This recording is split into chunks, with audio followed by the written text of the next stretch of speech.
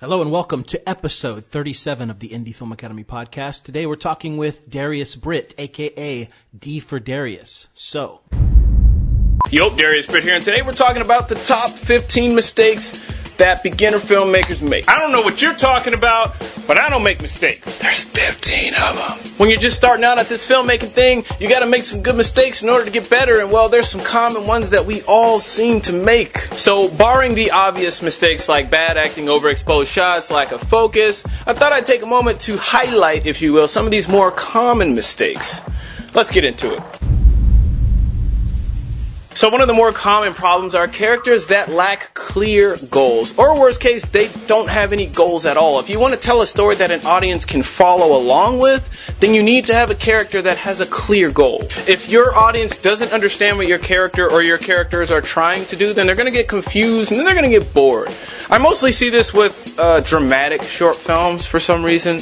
You also see it in some action short films. Undercooked scripts are another common problem. You know, the scripts that have a lot of loose ends and nothing completely weaves together and makes sense. This usually happens because people are rushing and they're not taking enough time to get feedback, and they're not rewriting the scripts to make sure that they're as strong as they can be. They just want to jump off into shooting and making a movie. And although that's the fun part, you want to make sure that you have a really strong story so people understand what you're making. So before you press record, make sure that script's as strong as it can be. Let me dress nice tomorrow. I'm being this year's most dedicated. Huh? The western side. Okay, well, I guess that's what I can't hear what they're saying.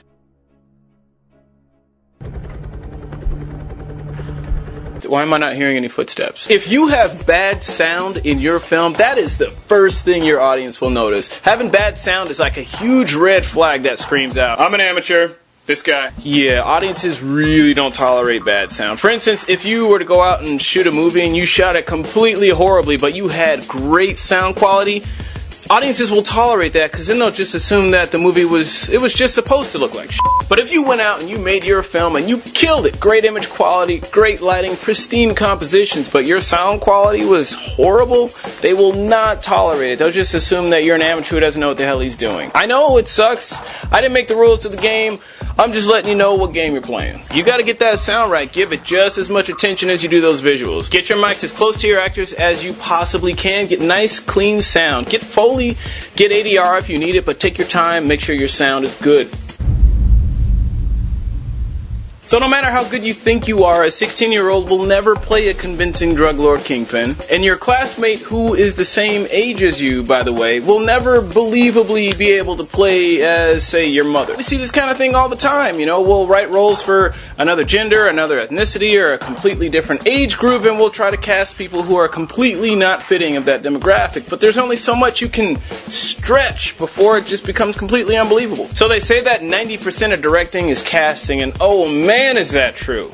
If you take your time and cast the right actors for your parts, it makes your life a whole lot easier because they'll just have the right sensibilities for the roles. So take your time with casting, cast with care, because it really does make a difference. You can usually find a lot of what's called dead space in beginner's work. Dead space are areas in the frame where there's not a whole lot going on. Actually, there's nothing going on. It's just kind of wasted space. Sure. to you. You're too weak in your current state. Go ahead and believe what they do on chicken farms. So because people... It doesn't really look very good, and it usually means that somebody's not applying the rule of thirds, they don't know about it, or they're rushing and they're not paying attention to what they're doing. You can use this like guide grid. Most cameras have them. If you're not familiar with using it, then it takes a little practice to get used to using it, but it's a very valuable tool for helping to find balance and symmetry in your compositions. Using the rule of thirds gets you shots like this, and shots like this, and shots like this. Symmetry, balance, attention to detail. Do not just press record. Take your time. Find the symmetry in your locations, the symmetry in your shots. Carefully compose your shots. Another common problem that you see are shots with no depth. You see actors that are filmed up against walls and in corners. Pretty much makes for very boring, flat compositions that are uninteresting to watch. Get your actors away from those walls. Get some depth in your shots. When I'm composing shots, I'm always looking for ways to get more depth. Here are some examples of shots with depth. Notice that there are layers to these shots. Something's happening in the foreground and something's happening in the background. The shots are so much more rich, they're more dynamic, and they're more interesting to look at. If you watch my short film Seafood Tester, you'll notice that there are a few shots where the camera isn't exactly in the same room as the actors. We were deliberately shooting through doorways to catch the action because we were shooting in a very small apartment, so that was one way that we can kind of add depth to our shots. FYI, if you're at a location that has little itty bitty rooms and no room to roam, shoot through doorways. It's a great way to add depth. So I got 2 words for you. Production design. You see white, naked, plain, uninteresting walls everywhere in amateur work. I just took your advice and I got to eating, bro.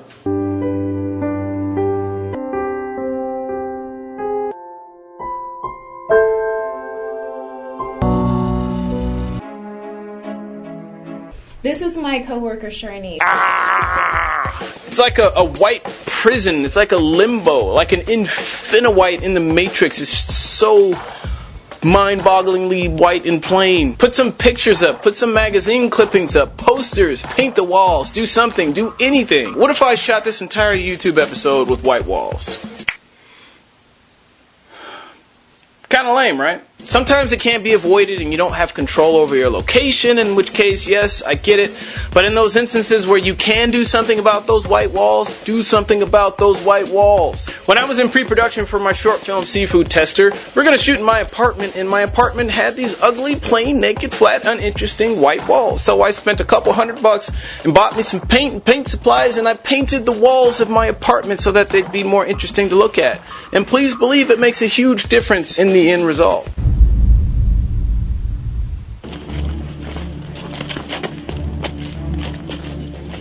Okay, what just happened? Alright, I can't see anything. Guys, lighting isn't an option, it's a requirement. If people can't see what's going on in your film, they're gonna lose interest. Shots that aren't lit typically look very flat and dull and uninteresting. But please believe, if you know how to light, you can make your super cheap movie look very expensive. If you don't know or understand lighting, there are plenty of resources online where you can get your knowledge up. Film Riot, Basic Filmmaker, behind the scenes footage of Freddie W. and Corridor Digital, American Cinematographer Magazine, behind the scenes footage of any movie that you watch.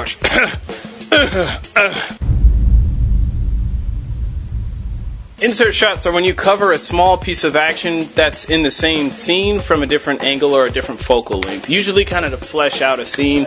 Typically, close-ups of small details make up the bulk of insert shots. Noobs tend to have unnecessary insert shots in their work, kind of like this one. We can already see her reaching for the glasses. We don't need a close-up of her hand actually grabbing them. I mean, if her hand went out of frame and then back with glasses, then we could put 2 and 2 together that she grabbed a pair of glasses. What makes it so unnecessary is it's relatively unimportant to the scene. It's not adding anything to the scene. There's no added tension, no added information, no added anything.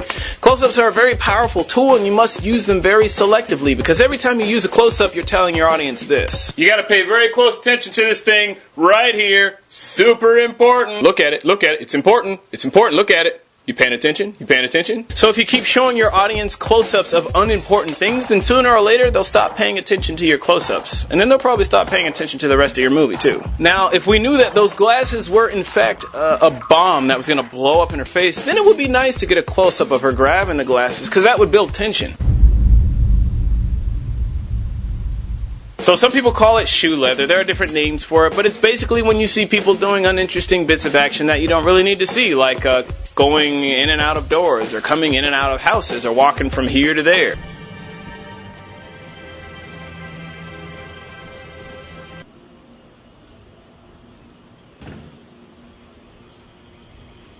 You know, she had the nerve to tell me to leave. You see that? Sounds about right. Lingering on uninteresting bits of action can really slow your movie down. We don't need to see your characters physically walk from place to place. A lot of that excess movement you can cut out, and nobody would miss it. And the pacing would be nice and faster, more snappy. So the thing about pauses and silence is it has to be earned. When you have two characters talking and interacting in a scene, and they take pauses to think or react to things, then it can really help pull your audience into a scene, which is great. But if you do too many of these pregnant pauses and silences for thought and reflection, then it can do the opposite, and it can really slow your scene down, and it can take your audience out of the movie. Grant, right?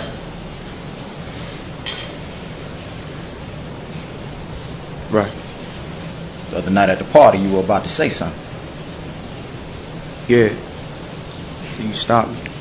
You know why I stopped you? Nope. I just figured you was trying to play me. I wasn't. So what were you gonna say?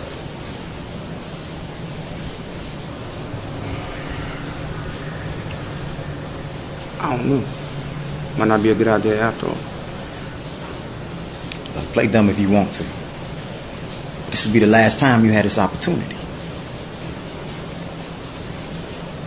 Pretty slow, right? The misconception is that dramatic movies have to be full of pregnant pauses and self-reflective silences, and that's not the case at all. You don't have to have a whole lot of pauses to build tension. One thing you gotta remember, the fewer the pauses you take, the more powerful each pause becomes, so you should be very selective about where you place your moments of silence.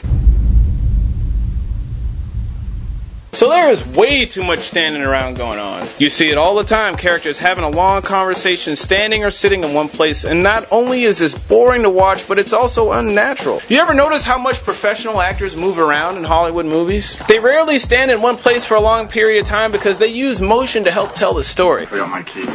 I just gotta call the office before they go. Joe, you're gonna be real proud of me. I got good news. Kid. Yeah, 1 second, let me just do this. Movement works wonders. When you move your actors around, it helps keep your scene alive and energized. You'll be surprised at how much more active your scenes become when you really utilize the power of motion. Get your actors moving. Get them doing stuff. Get them active. If you got a scene in the kitchen, then don't just have your actors standing there like mannequins talking. Have one of them, fix a grilled cheese sandwich or something, and have the other one get something out of the refrigerator. Make up business for them to do, but have them do something. Because nobody ever just stands in one place and does nothing while they're talking. Now, every story needs a certain amount of dialogue to set things up and get them moving, but there's a common tendency to rely too much on the chit-chat. I mean, some films are all chit-chat, nothing but talking heads. You can replace some of that chatter with action. Do the whole show don't tell thing, You'll be surprised. It makes things more interesting to watch. So there are a glut of films out there that consist of just action for the sake of action, and that gets very redundant and boring very quickly. Many would argue that guys like Freddie W., found a lot of success by just doing action shorts, and I would agree, they did, but their shorts were more than just action. There was actually a lot of humor. It's more like there's action comedy. There are some shorts they've done that just explore memorably absurdist concepts. There's a lot more creativity going into their films than just action. So, how many times can we start a movie off with someone waking up in bed?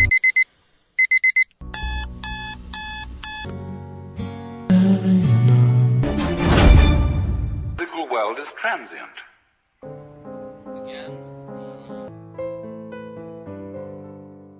Man, that's such an overused way to start off a film. It's just one of many cliches out there, and if you watch enough films, you'll start to recognize all of them too. You should comb through your script and through your work for cliches, because sometimes they can sneak in there without you even recognizing it. And generally speaking, if you watch a lot of movies and a lot of short films, then your cliche radar goes off quite a bit, and it's easier for you to kind of spot them, even in your own work. Now, I'm not saying that you can't use them, but what I am saying is if you are going to use a cliche, then you should try to find a way to make it interesting, find a fresh spin on it, something that would make it different than what we've seen before. Now, which would you rather watch? This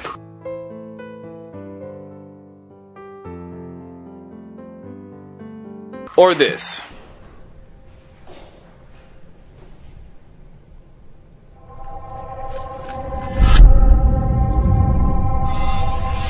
Probably the second one, right? Because it's more interesting, right? One sets up a mystery with the whole business with the mask, and then the other one is just some dude waking up. Pay particular attention to the first few moments of your film. You need to grab your audience with something interesting, because if you don't grab them at the beginning, they might not stick around to watch the rest of your film.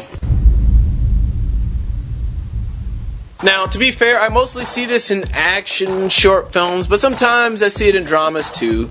The music is either way too epic for what we're actually seeing,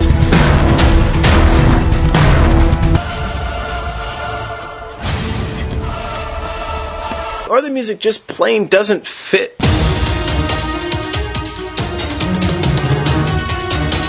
The musical intensity is way up here, but what we're actually seeing story-wise in the scene is way down here. I hate to say this, but sometimes the easy choices that come to you for selecting music for your film aren't necessarily the best choices. Now, there are a lot of royalty-free music sites out there where you can kind of troll around and find music for your film, but you've got to be very selective about the music you pick on these sites, because, to be honest with you, a lot of the music on them is very generic. And you also might want to consider that your film or the scene that you're thinking you might need some song for may not actually need it. I would rather have a movie with no music than generic music.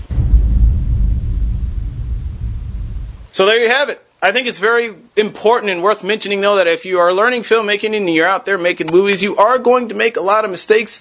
And that's not a bad thing. That's actually a very good thing, because that means that you are doing something and you are learning from it. I once heard someone say that the best thing you can do is the right thing, the second best thing you can do is the wrong thing, and the absolute worst thing you could possibly do is nothing at all.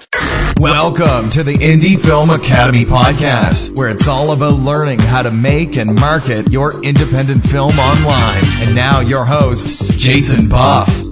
Hello and welcome to the Indie Film Academy podcast. I'm your host, Jason Buff. Thanks for joining us here today. In just a second, we're going to be talking with Darious Britt, aka D4Darious. Now, Darious is one of these guys who has just taken over on YouTube and has a filmmaking channel that is really, really amazing. It's got tons of information. And one of the things we're going to be talking about in this episode is the concept of personal brand and branding yourself on YouTube and Facebook. And the concept, you know, it's not a new concept. Anybody who knows Steven Spielberg, Martin Scorsese, Stanley Kubrick, all of these names that are always coming up in filmmaking classes, and whenever you're talking about filmmaking, you're always like, oh, well, Kubrick and Hitchcock and these guys. Those people have a brand. And I know that it's not a popular way to think about it in the same way that you would say, oh, okay, well, Starbucks is a brand and Nike is a brand. But there's a difference between branding and marketing. And branding is really when your name has all these things represented with it, okay? When you think about Steven Spielberg, you think about certain things. When you think about Eli Roth, when you think about Stanley Kubrick, when you think about Hitchcock, they all represent something, and their names would be at the very top of the posters. And there's a reason for that. And there's a reason why Spielberg's name is at the top of Transformers posters and Back to the Future and all these other things,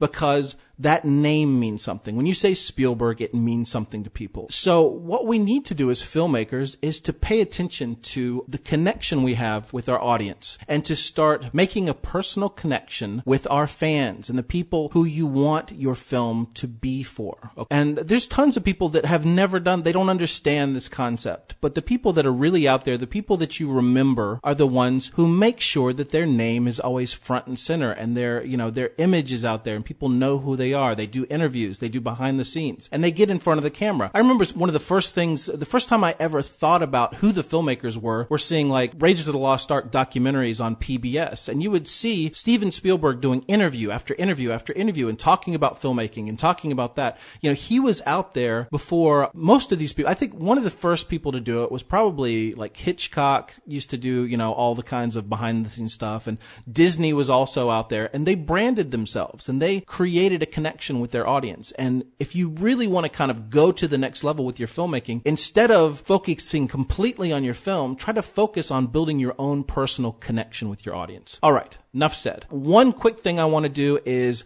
thank everybody who was involved with the IFA Masterclass. I got hundreds of emails from people talking about how much that helped them, how much it kind of like made them understand the whole concept of how to sell their film. I got a few people that were like even a little bit emotional. It really touched me, and I really appreciate all the people that have been a part of the Masterclass. You can still watch the Masterclass if you go to ifamasters.com. DariusBritt.com. There's an option to buy the all 15 hours. Plus, we're going to be adding a wrap up of this year's American film market with Ben Yenny and Galen Christie. So if you want to get lifetime access, just go to ifamasters.com and you can get it there. All right, here's my interview with Darious Britt. Typically like to find out is, when filmmaking kind of inspired you, when you were, what films inspired you? What was the thing that kind of made you want to get into filmmaking? That's kind of a strange story for me, but maybe not so strange. Maybe there's other stories that are better. But originally I wanted to be a comic book artist for the longest time.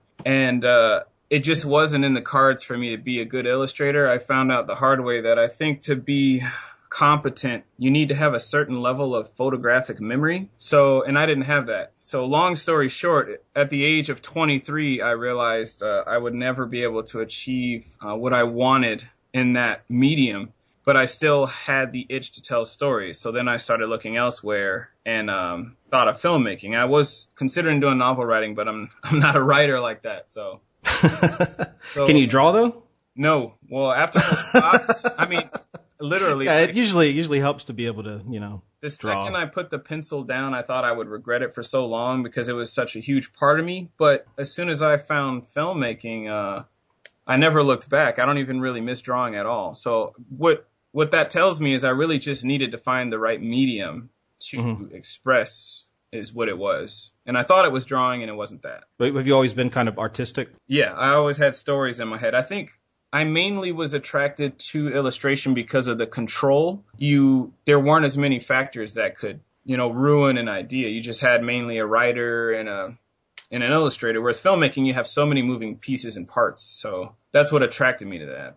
But yeah, I found filmmaking, and a film called Possession with Sam Neill was the one that really launched me off into it. It's a transgressive film, but I think it showed me something I had not seen before at that time. And that's what kind of woke me up to the possibilities of the medium. Generally with transgressive films, you can find lots of, they push the boundaries on, I guess, violence, and I don't know the best way to describe it. I'd have to Google it and give you the definition so I don't misrepresent it, But a transgressive film, they're kind of the touchier films. You could say Gaspar Noé makes a lot of transgressive films. They really push the boundaries on what's considered acceptable or what you can show in a film. So what is your background?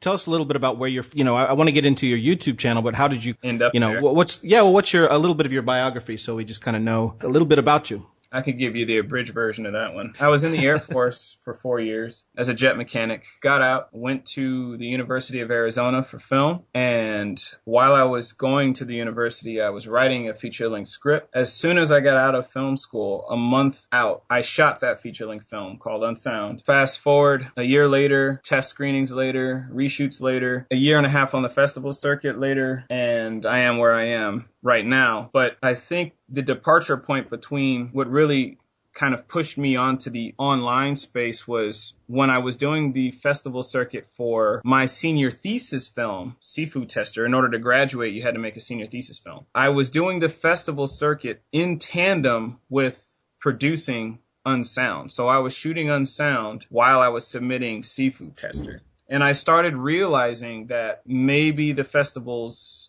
weren't what I thought they were in terms of getting yourself out there. All the Cinderella stories we hear with, Kevin Smith, Tarantino, the usual list. So I started realizing, based off the reception of the short film, Seafood Tester, that maybe my expectations were a little too high with regard to the marketing power and, getting into top tier festivals in particular. And sure enough, when I started touring Unsound, I was right.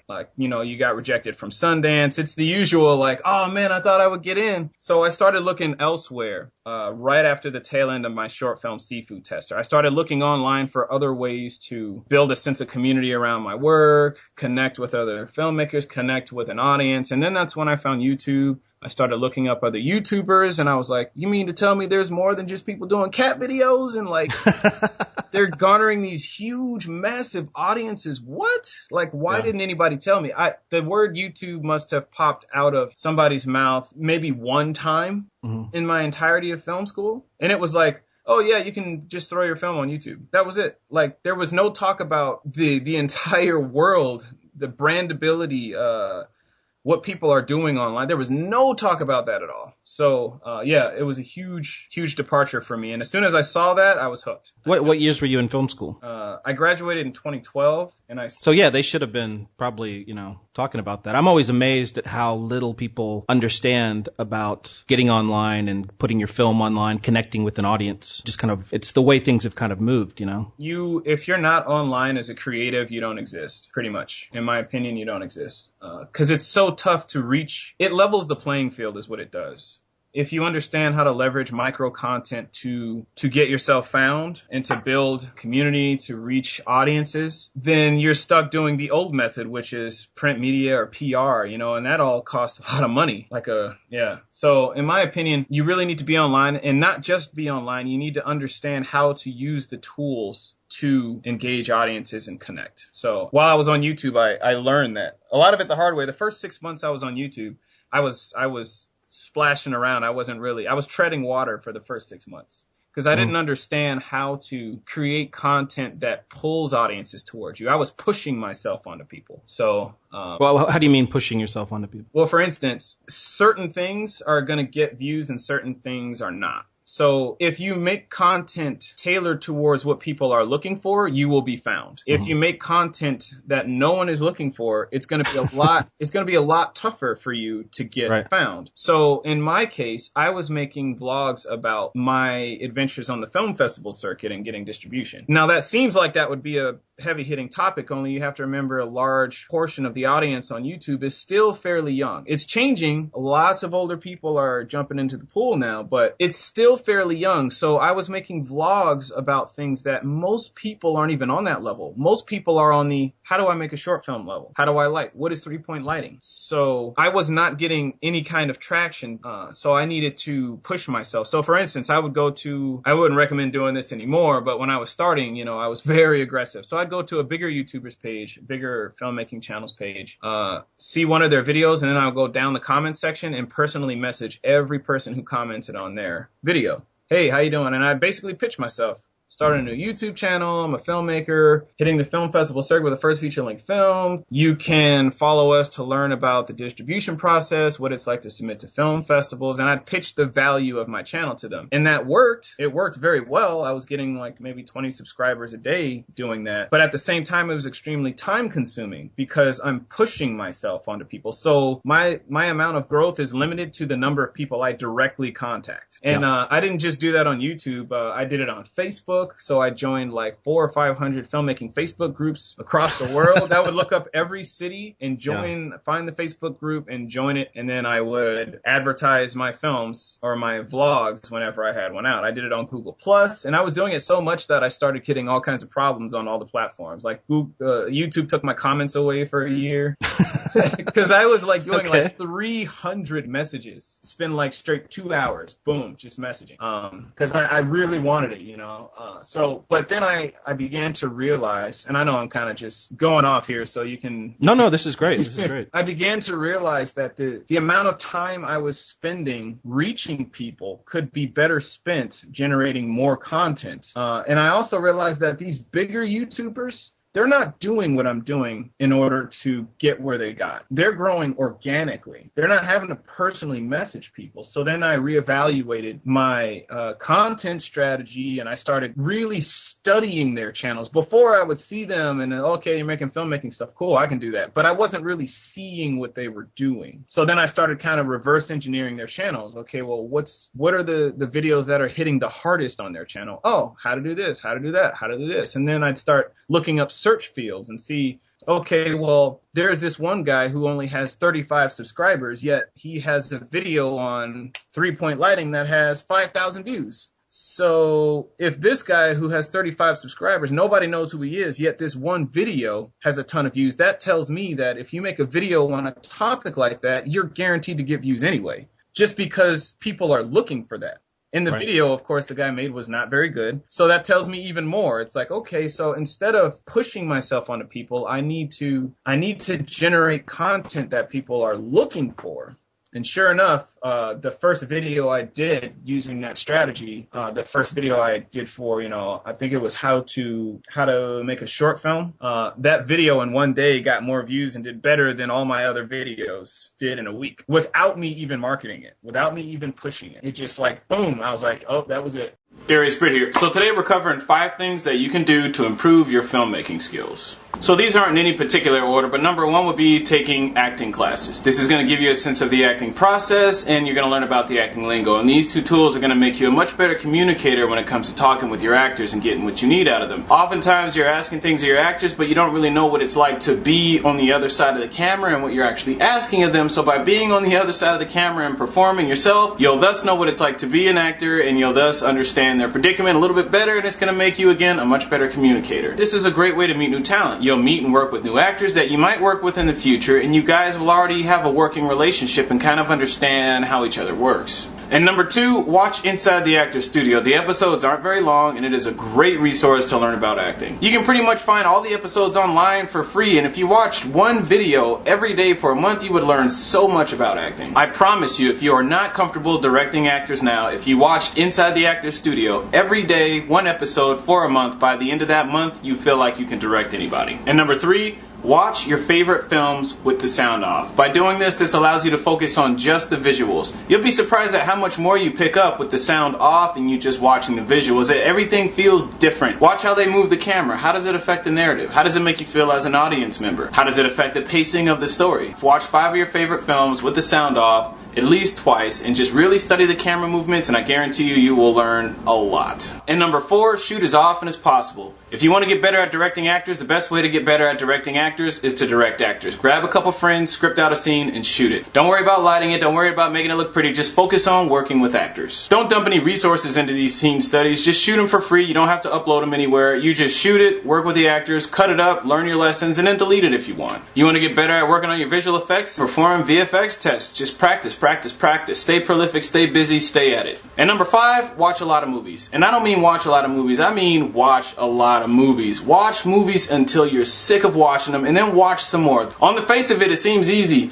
but you'll be surprised at how quickly you get sick of watching movies after a certain point. The more you watch, the more familiar you'll be with storytelling, the more you'll see certain trends and cliches, you'll see things done well, things done not so well, but you'll have all of this experience to reflect on when you're making your own movies, thus making you a better filmmaker. And if you have any time after that, actually break down the movies that you watch, as in watch them repeatedly. Study the ones that you found were good, break them down to figure out why they're so good, and study the ones that are bad, break them down to figure out why they're so bad. It's no coincidence that usually the best filmmakers tend to be cinephiles. As in, Tarantino, Martin Scorsese, Steven Spielberg. They've seen so many movies that they have such an archival knowledge of films that they can't help but make better movies. So the moral of the story, watch a crap ton of movies until you vomit and then watch more.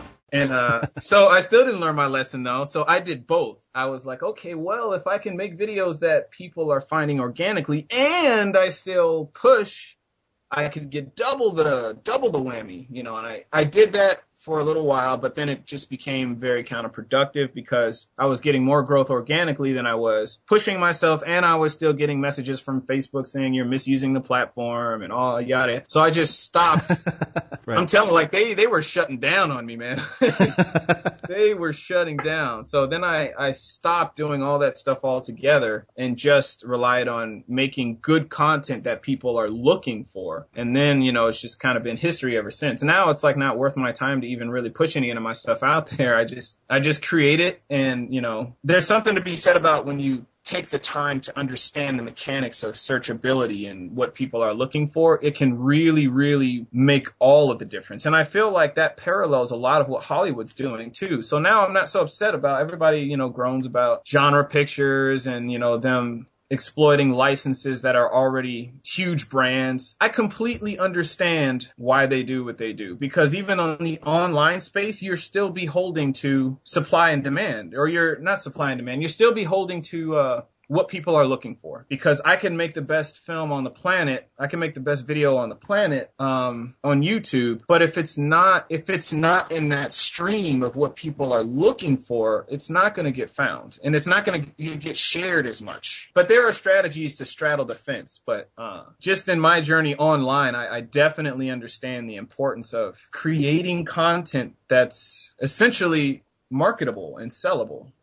Mm-hmm. So yeah. Is there a way to do you do like a mailing list and stuff like that, or is it just purely like getting subscribers? I do have a mailing list. I haven't put as much emphasis on that mailing list. I'm going to be putting more on it when I release on sound, but right now it's mainly using all the fishnets to, I've got the YouTube and then Instagram, Facebook, Twitter, Snapchat. Those are my main ways of communication at the moment. Tell me about Snapchat. I keep hearing about that. I know nothing about Snapchat. How is that a way to connect with people? First off, I think before I jump into the platforms, I think what's worth mentioning is the strategy behind them first, because then you better understand their use. The way that I view social media is I am after building a strong brand. I don't just want people to know my name. I want to pull them in close to me. I want to build a relational connection with them. I want them to connect to me as a creative, for me as a creative, not just my body of work. That's what I'm after. Basically, I would like a cult following, I don't just want people who are like, oh yeah, I saw one film by that guy. I want people to be like, oh, Darious, I know him. That's what I'm after. I want that relational connection. And I think platforms like YouTube, or particular YouTube, is like the best for that. Extremely powerful, because you can engage your audience. Not only can you release a film, but you can answer the comments. So you can build that connection with people. And I think when you view the other social media platforms in that light, where it's about connecting, it's not so much about self-publicizing as it is connecting. And I think one of the biggest mistakes I see people doing is all they do is push what they're doing on these platforms.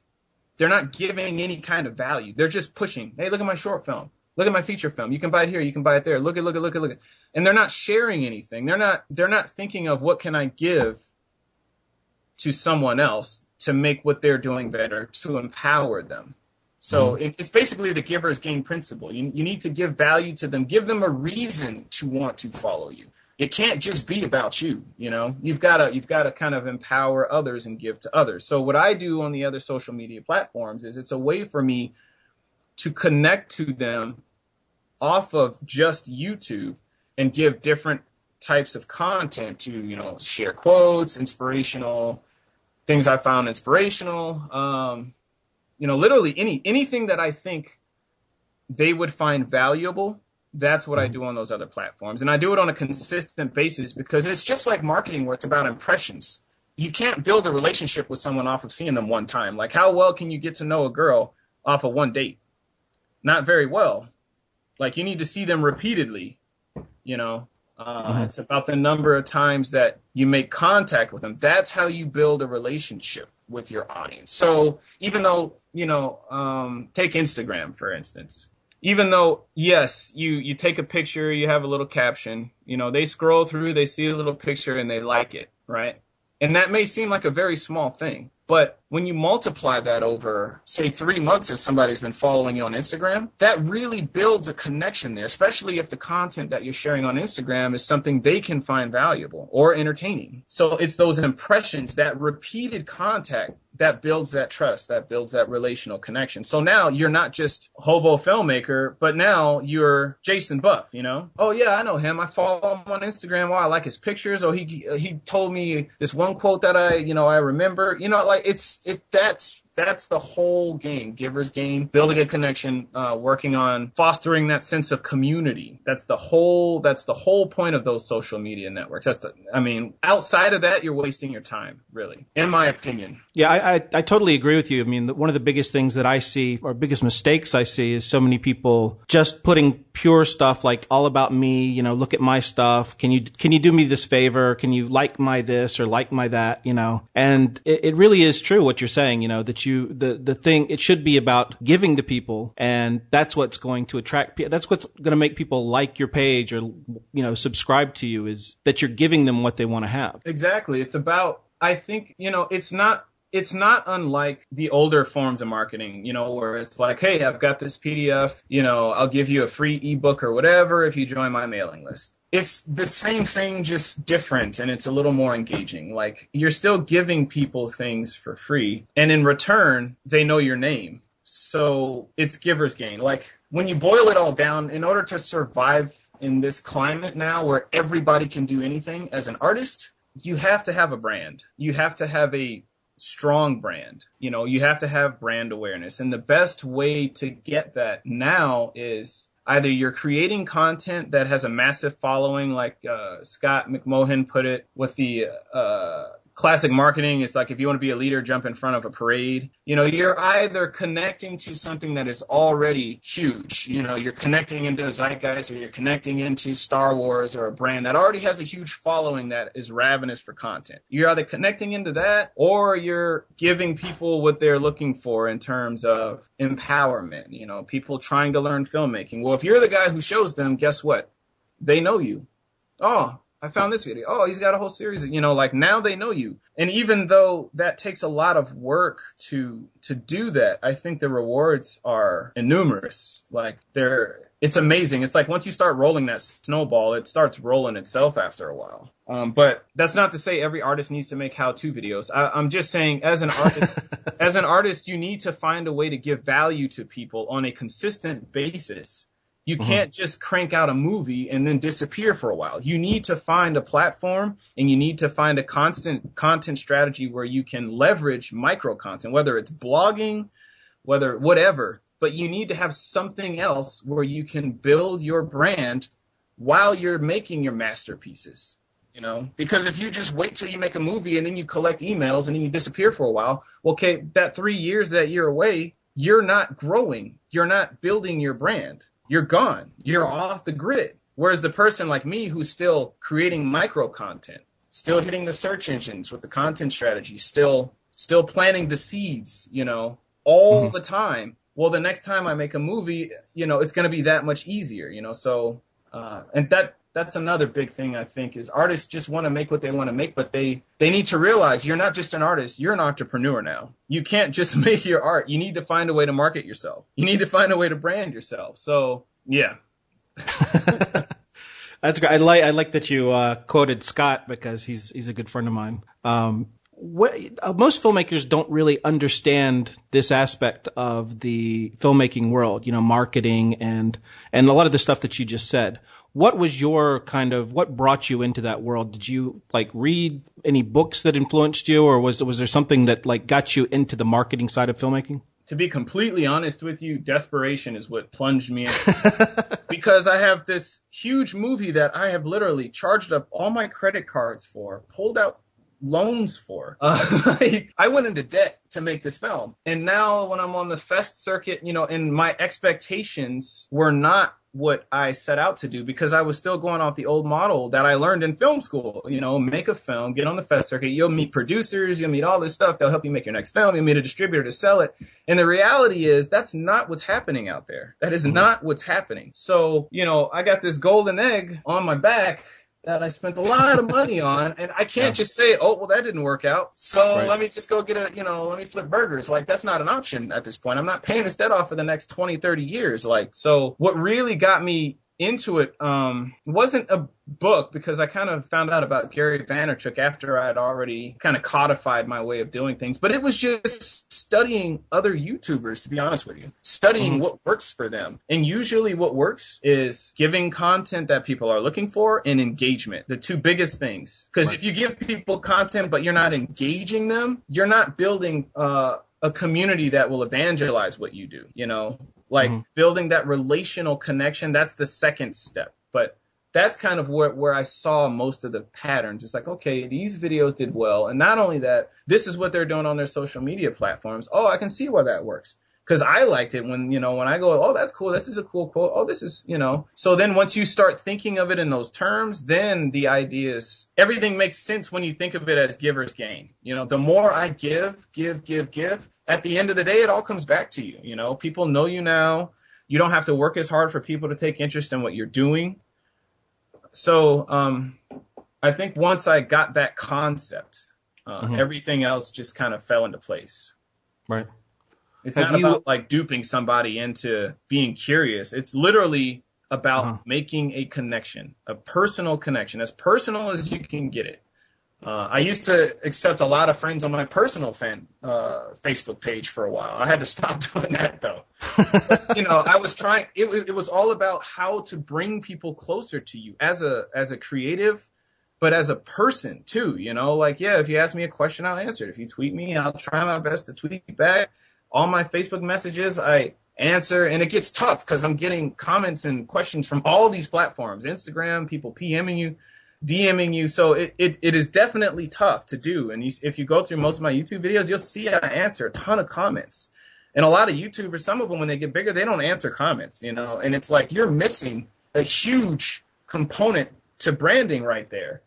That's an opportunity to make someone who could have been just a passive viewer, to make them that much more engaged. Like, how would you feel if you tweeted Tom Cruise right now and he tweeted you back? Or like, who do you look up to? I'm sure there are a lot of people in the community that you probably get a hold of everybody that you're. I mean more in the stratosphere, like Will Smith or something like that. Right. Yeah. Yeah. I mean, for me, like if I ever talk to somebody like Spielberg or Scorsese or those guys, that would just be the end for me. Exactly. Like if you were to tweet Scorsese and he tweeted you back, and then he even put the sign so that it was actually him and not his social media manager. Yeah.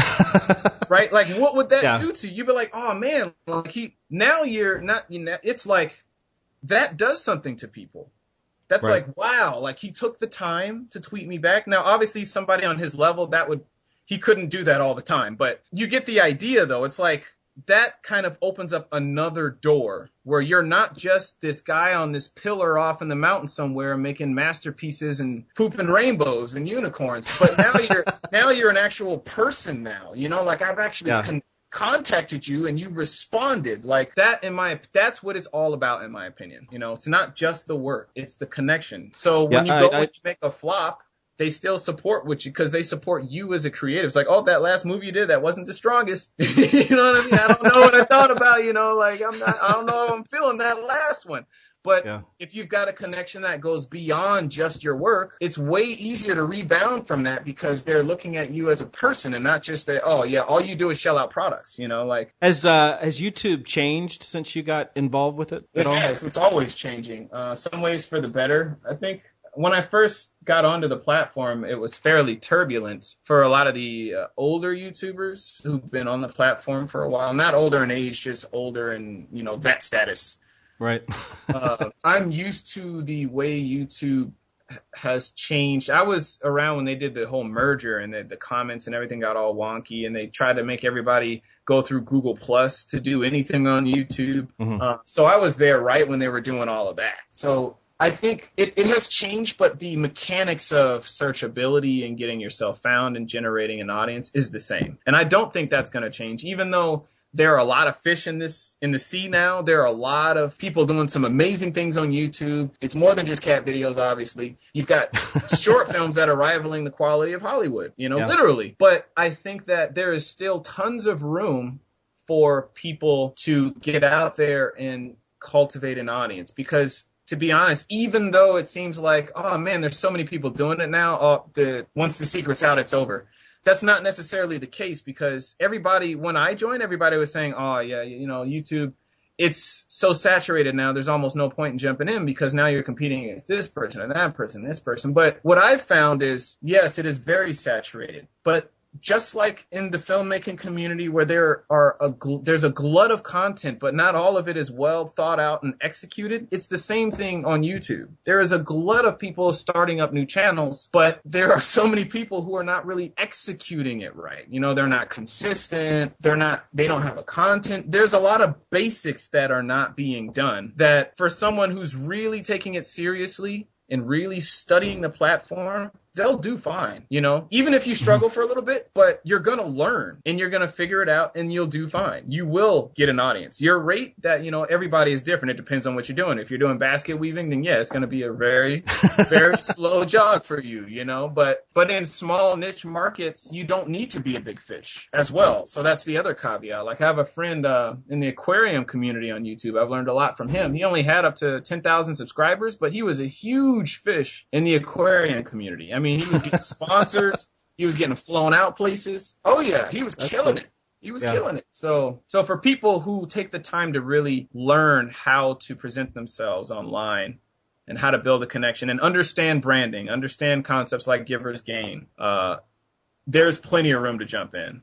The water's fine. You know what I find interesting is that there have been a lot of videos that I really liked about topics, filmmaking topics that, you know, I wanted to know more about. Like something very few people go into are things like budgets and funding. And I actually found a couple of videos that I liked, and I was watching them and I was like, oh man, this is a great series. And then all of a sudden they just stopped. And it was like they quit putting up videos, or I guess maybe they decided that it wasn't like working out the way they wanted it to. And it seems like so many people, and it's the same thing with podcasting. A lot of people just give up like right before they kind of break or they start getting followers. Do you see that a lot? You know, the harsh reality of it is you do what you got to do until you can do what you want to do. And that very much applies to the online space. Because basically I could have been the guy that you saw who made that budgeting video. And then he stopped. Had I not delved into the platform, basically if I just gave up, that would have been me too. Right. Because when I first started, I was very aggressive, but I was also treading water to a large extent. The growth was not organic. And that guy who you saw, I assume he probably made videos, but he wasn't doing what I was doing on other platforms. So his growth was probably twice as frustrating.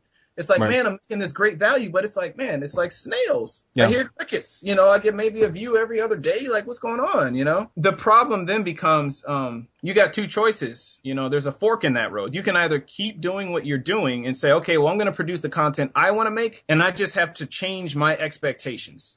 So I know that this isn't a heavy hitting topic as, say, a Star Wars fan film, but I get gratification out of doing it. And if 200 people see it, I'm happy with that. Or you can say, well, if I change my content strategy, I can still do what I want to do. I just may have to take a roundabout way of doing it. So for that guy, I would say, yes, if you're making videos about budgeting, you can still do that. But maybe what you should do is mix up your strategy so that you can incorporate videos that people are searching for first.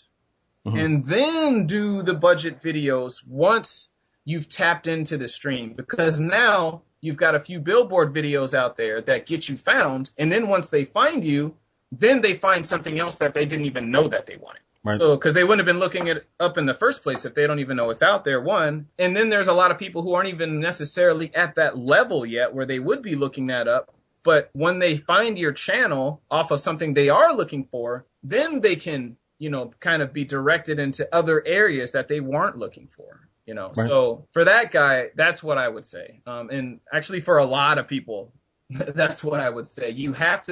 Sometimes you have to do the things you have to do in order to do the things you want to do. Like there's always that. Every job is like that. Every job has that. Even filmmaking, I think, you know, there's what you want to do straight up, and then there's the things you need to do to make it sustainable, you know. And as creatives, we all want to grow. That's all part of our plan. We don't just want to make stuff. We want to grow as well. We want people to see what we make. So when you realize when you're honest with yourself and you're like, yes, I want to do this, but I also want viewership, then you need to change your strategy to incorporate content that is going to bring you that viewership as well as the content that you just want to make. How about in terms of monetizing YouTube? Do you recommend that at all? It seems like you have to have like 1 billion views before you ever even like make anything from that. It's true. Like, and generally speaking, if you get around 1 million views, that roughly translates to about $2,000.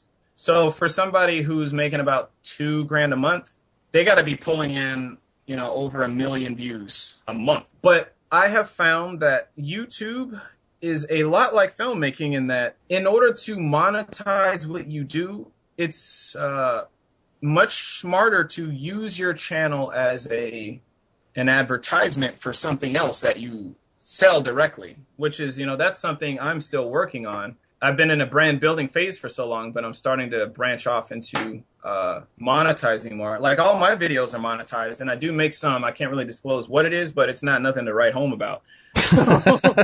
You know what I mean? Like I already told you the 1 million views is roughly what that equates to. Yeah. And right now I'm only getting, I think, 50,000 views. You know what? I have to look at my metrics here. Let me pull it up. About the viewage that I get per month. So you can probably do the math. I think, you know, again, you're falling into the creative entrepreneurship. If you, just like filmmaking, if you look at YouTube just like filmmaking, there's a direct parallel. Filmmakers, you make the film, you do the creative side, and then you go and you look for somebody to hand the keys to. Hey, I got the car, here's the keys, you know, take it, gas it up, get it polished, do everything, make it nice. Get it found, take it to a car show. That's exactly what the old model of filmmaking was. Whereas the new model now that's cropping up, which is creative entrepreneurship, you make the movie, but you also handle how to monetize it, which goes beyond just selling the movie. You get into exploiting the license, you know, like shirts or other additional merchandise or video downloads of things that orbit around your film but aren't exactly your film, or consulting, or offering packages where, you know, for $1,000 you can, you know, talk to the cast, and, you know, those are things that you can monetize far easier, and it will take you way further than literally just selling your film, or worse yet, handing the keys over to a distributor who's probably, I mean, there's so many pitfalls with that. I'm sure you've kind of talked about that one in depth. Well, YouTube's the same way.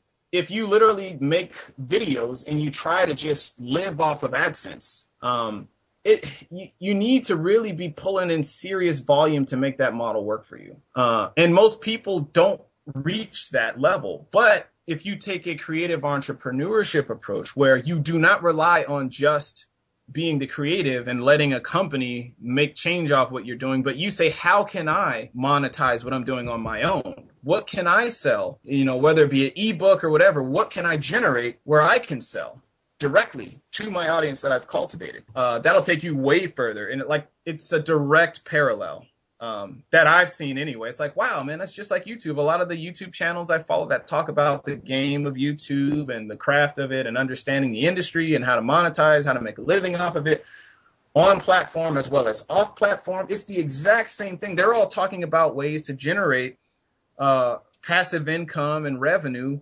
by doing something to sell to your audience at different price points. The exact same thing. Some of them are making a killing, like 6 figures, and they're not huge YouTube names at all. And then there are some YouTubers who are, you know, they have crazy viewership, but you'd be surprised at what they're actually making. They're still living home with mom and dad, you know, and there's some, you know what I mean? Like, so it's all the way you look at it. Like, if you take an entrepreneurial approach, you can make a lot of money.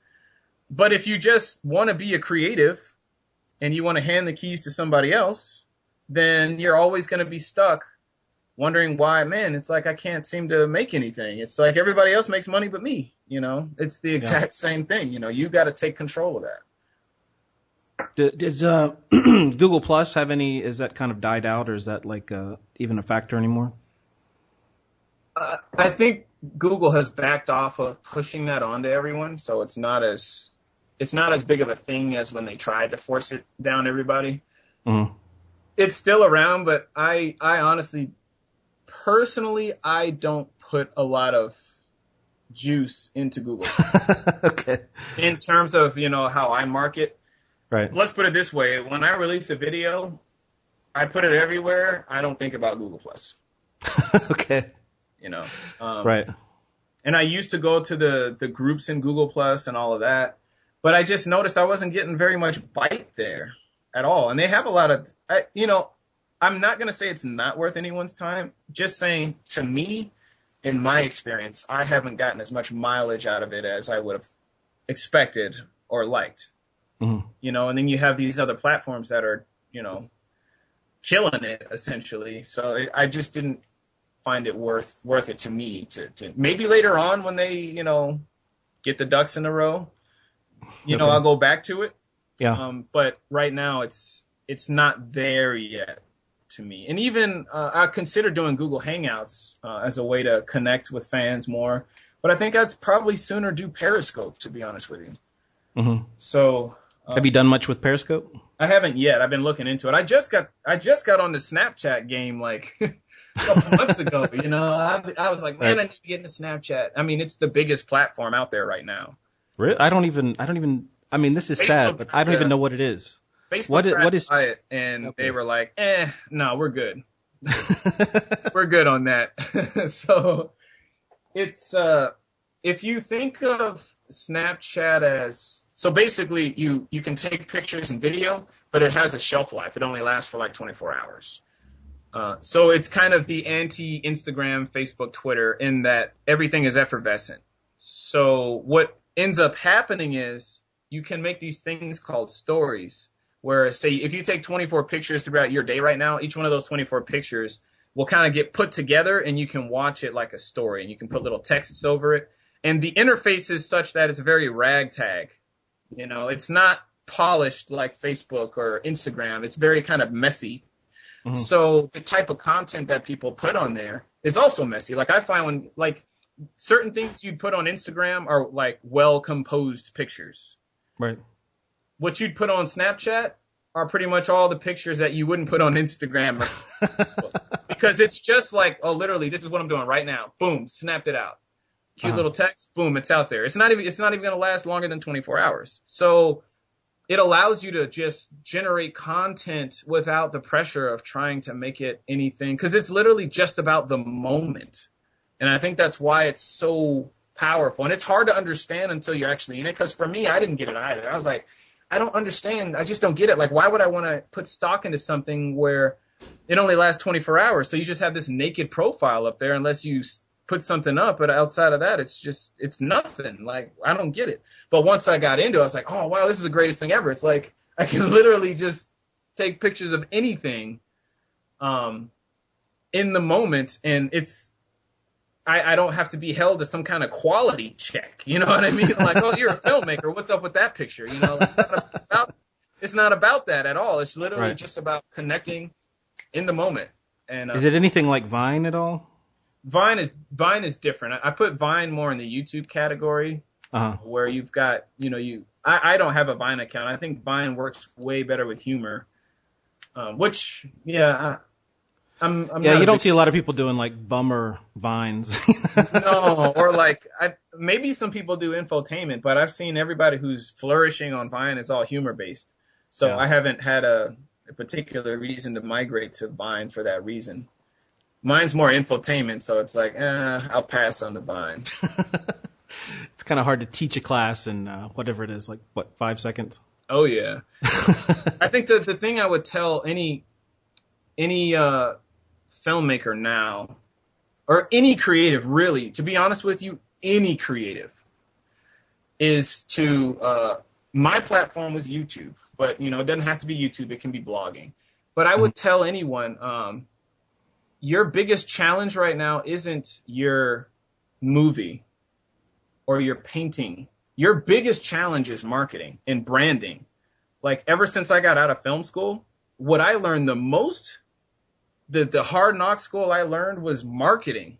That was the mammoth that I feel like I spent all of my time doing. I mean, if I could equate the amount of time I spend with my film versus YouTube, now it's like the polar opposite. I spend way more time studying the platform of YouTube. So I would tell any filmmaker, your film is great. Maybe you're writing your script right now. That's awesome. But what you should really be doing while you're in film school is starting up a YouTube account or a blog and studying. More important than starting that account up, studying other successful bloggers and YouTubers and really breaking down why they are where they are, looking at my YouTube stories and their growth, studying the numbers, learning the platform, because it takes time to learn the platform. Like, I can give you 5 tips on how to grow your channel, but that's not going to get you anywhere unless you invest the time to really figure out how it works for you and what you're trying to do on it. You see what I'm saying? So I would tell anybody, like, get online and start building your audience now, right now, so that by the time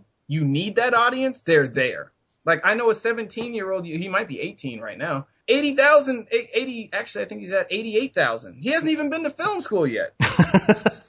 When he started, he was 15, but so, and what he's doing is he's learning filmmaking as he learns it. Cause obviously, I mean, he's a young chap, so he hasn't made a feature. He hasn't even made a short yet. I think he pretty much made his, childhood, videos, but nothing put together yet, So, but what he's doing is he's just taking what he's learning and he's just repackaging it and making compelling online videos, sharing what he's learning. And you're like, well, yeah, he's only 18. How much would he know? Okay, well, yes, he's 18. He doesn't know that much. But think of how many people are out there who are interested in filmmaking who don't know what he knows.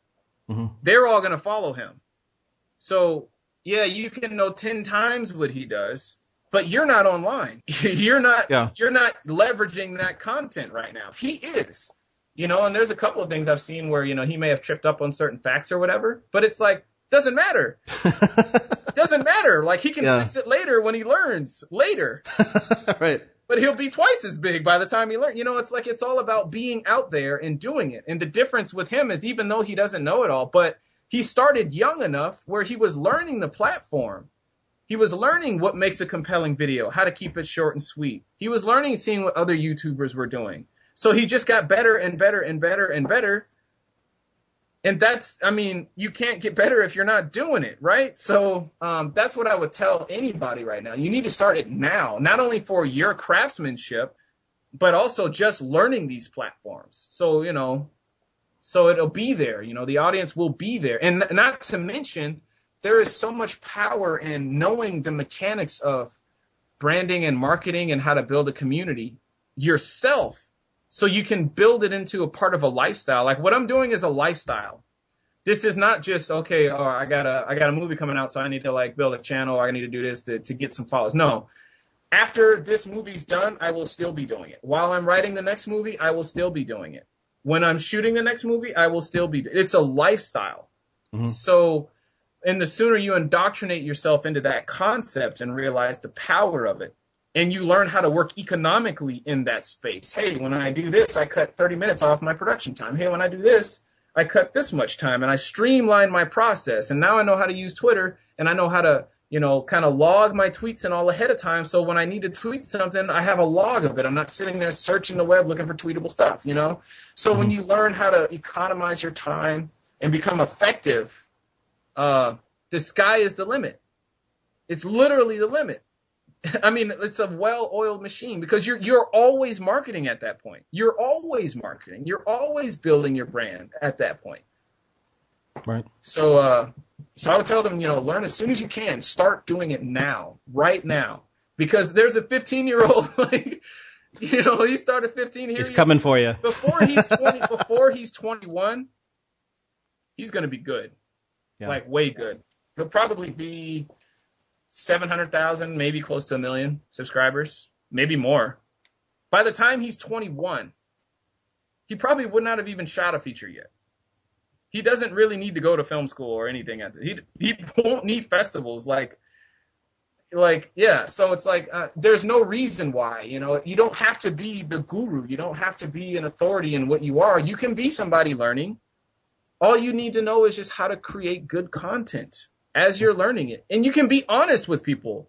He's completely honest. I'm just learning as I'm going. I'm sharing it. You don't have to put on a front like you know everything. People will see right through that, Yeah. They'll see right through that. But the idea is that if you're the one sharing the knowledge, even if you're just learning it, but if you're the one doing it, they'll follow you. Right. So. Yeah, that's definitely, I mean, you've talked about so many important topics just in that, last thing. It is important that, people choose who they want to learn from.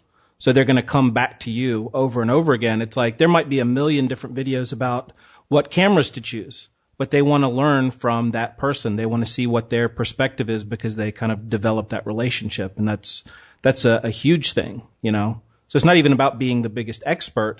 It's about saying, oh, well, I'm just like you and I can, this is what I've found. I've done some investigation or whatever, and these are the things that I like, and this is what I've learned, Oh, yeah. And then building that second component, working on that relational connection as well. Because all of those numbers, they're people. It's not some, click bot. They're people. You know what I mean? Right. So it's like, if you want somebody to invest in you as a creative and you want them to care about what you're doing, well, how about you care about them first? Yeah.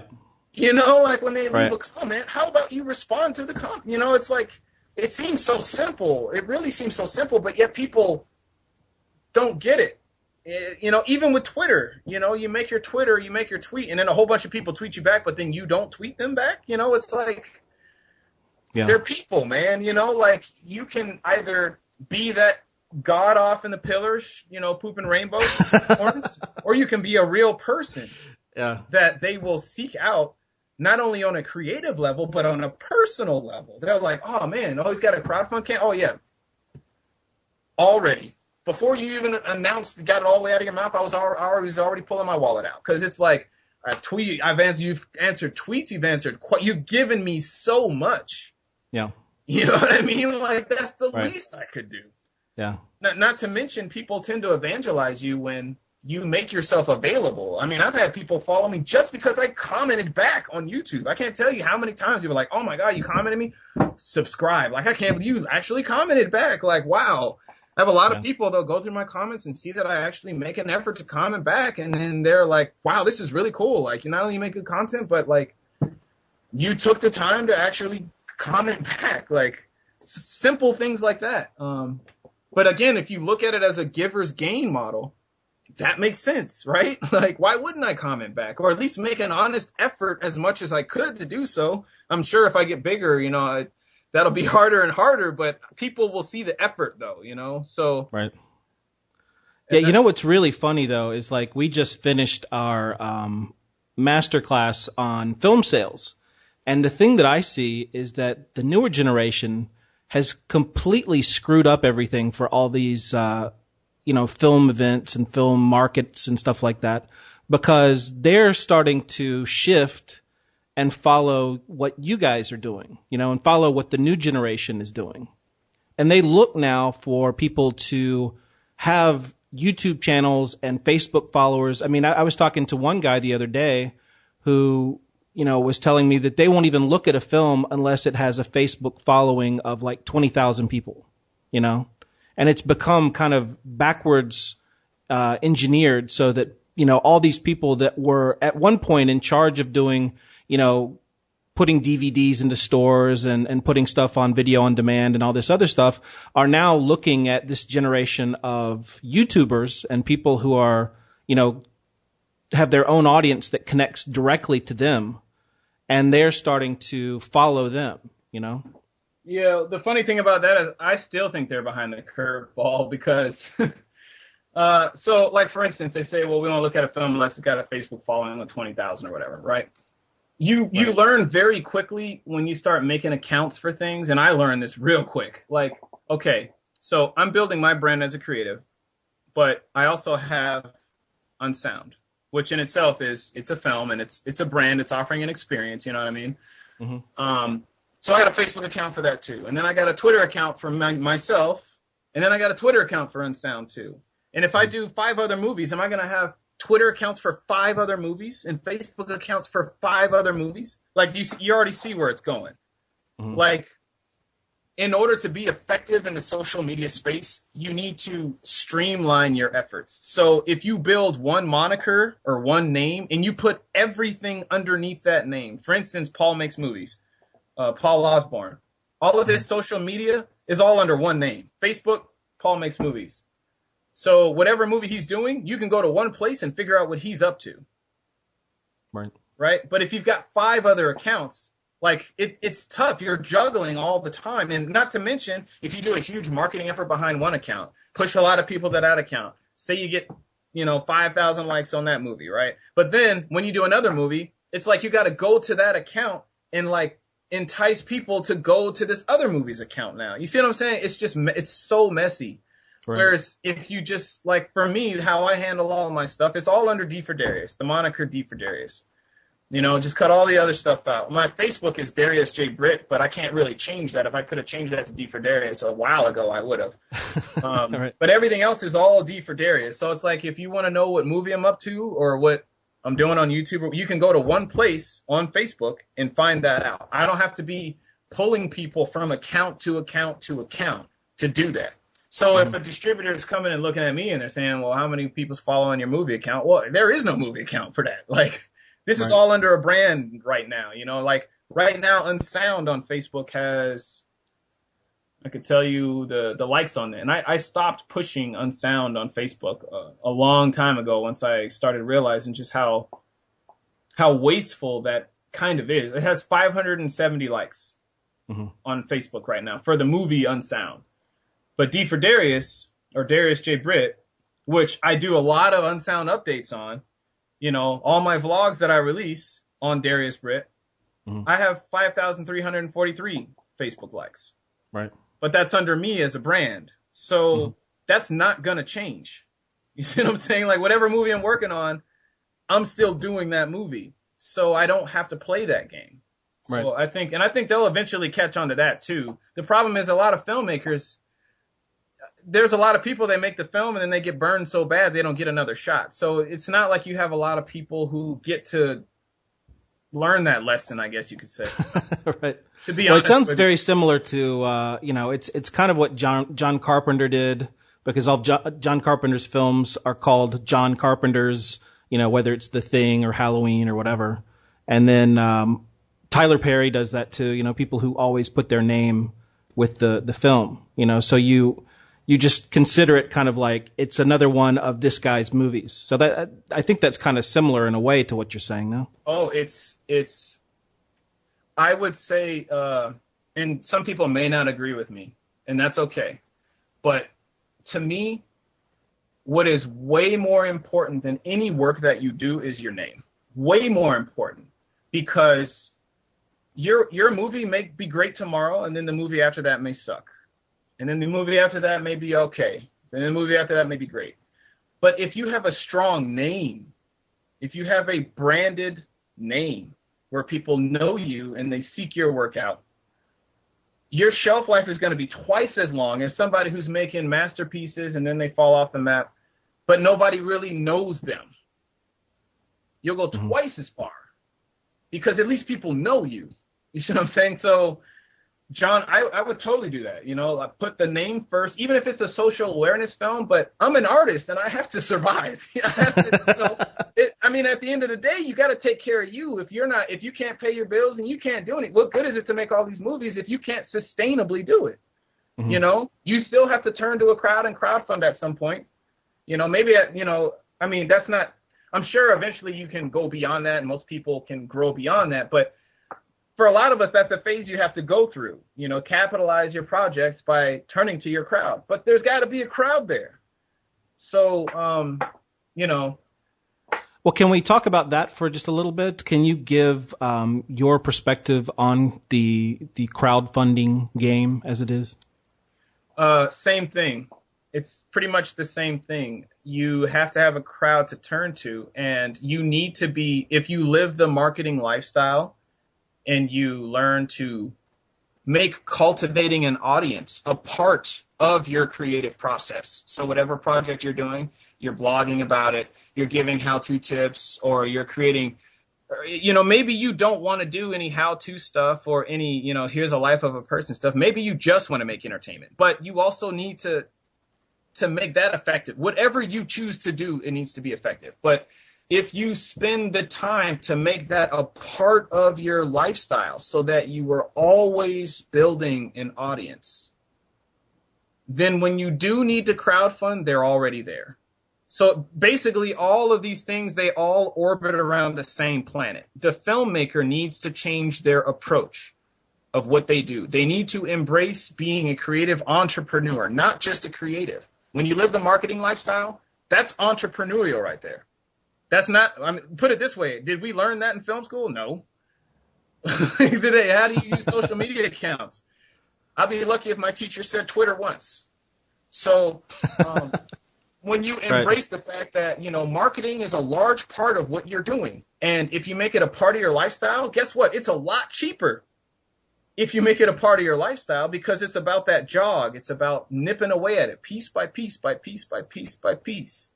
But at an affordable way because, I mean, it doesn't cost me much to generate my content online. And that's what got me all my followers is that. I mean, most of the videos are all free. It's just me doing my thing in a room talking with a camera. That was free. And that's gotten me to pretty much 60,000 subscribers. But my film that I dumped a ton of money into man, it's like moving a rock uphill. Had it not been for YouTube, honestly, I don't know. I would be in a very different situation right now had it not been for YouTube and just really taking the bull by the horns on just building a connection with people and putting that first. Again, putting your name first, not your creative work. So if I was all about my creative work first, guess what I wouldn't be doing? I wouldn't be making how-to tips on how to do lighting or how to do sound or how to talk to actors. I wouldn't be doing that because it's all about the work. That's not my movie. You see what I'm saying? It would all be wrapped around my movie. But since I'm putting my name first, that opens me up to do a million other things. I can talk about stuff that has nothing to do with my movie because it's about my name. You see what I'm saying? Like filmmaking, screenwriting, social media. I can get into all kinds of other avenues because it's about building the name. And once you build your name up, anything you're associated with gets brought up too. It's like a tent pole, you know, like you need the tent before you can hold anything else up. You got to be up there too. So yeah, if you live that lifestyle and you take it bit by bit, you make it a part of your process. Then when you need to self-distribute or when you need to do a crowdfunding campaign or when you need to do a push for, you know, building up certain numbers or certain stats on different accounts, it's all there for you because you've been working at it the whole time.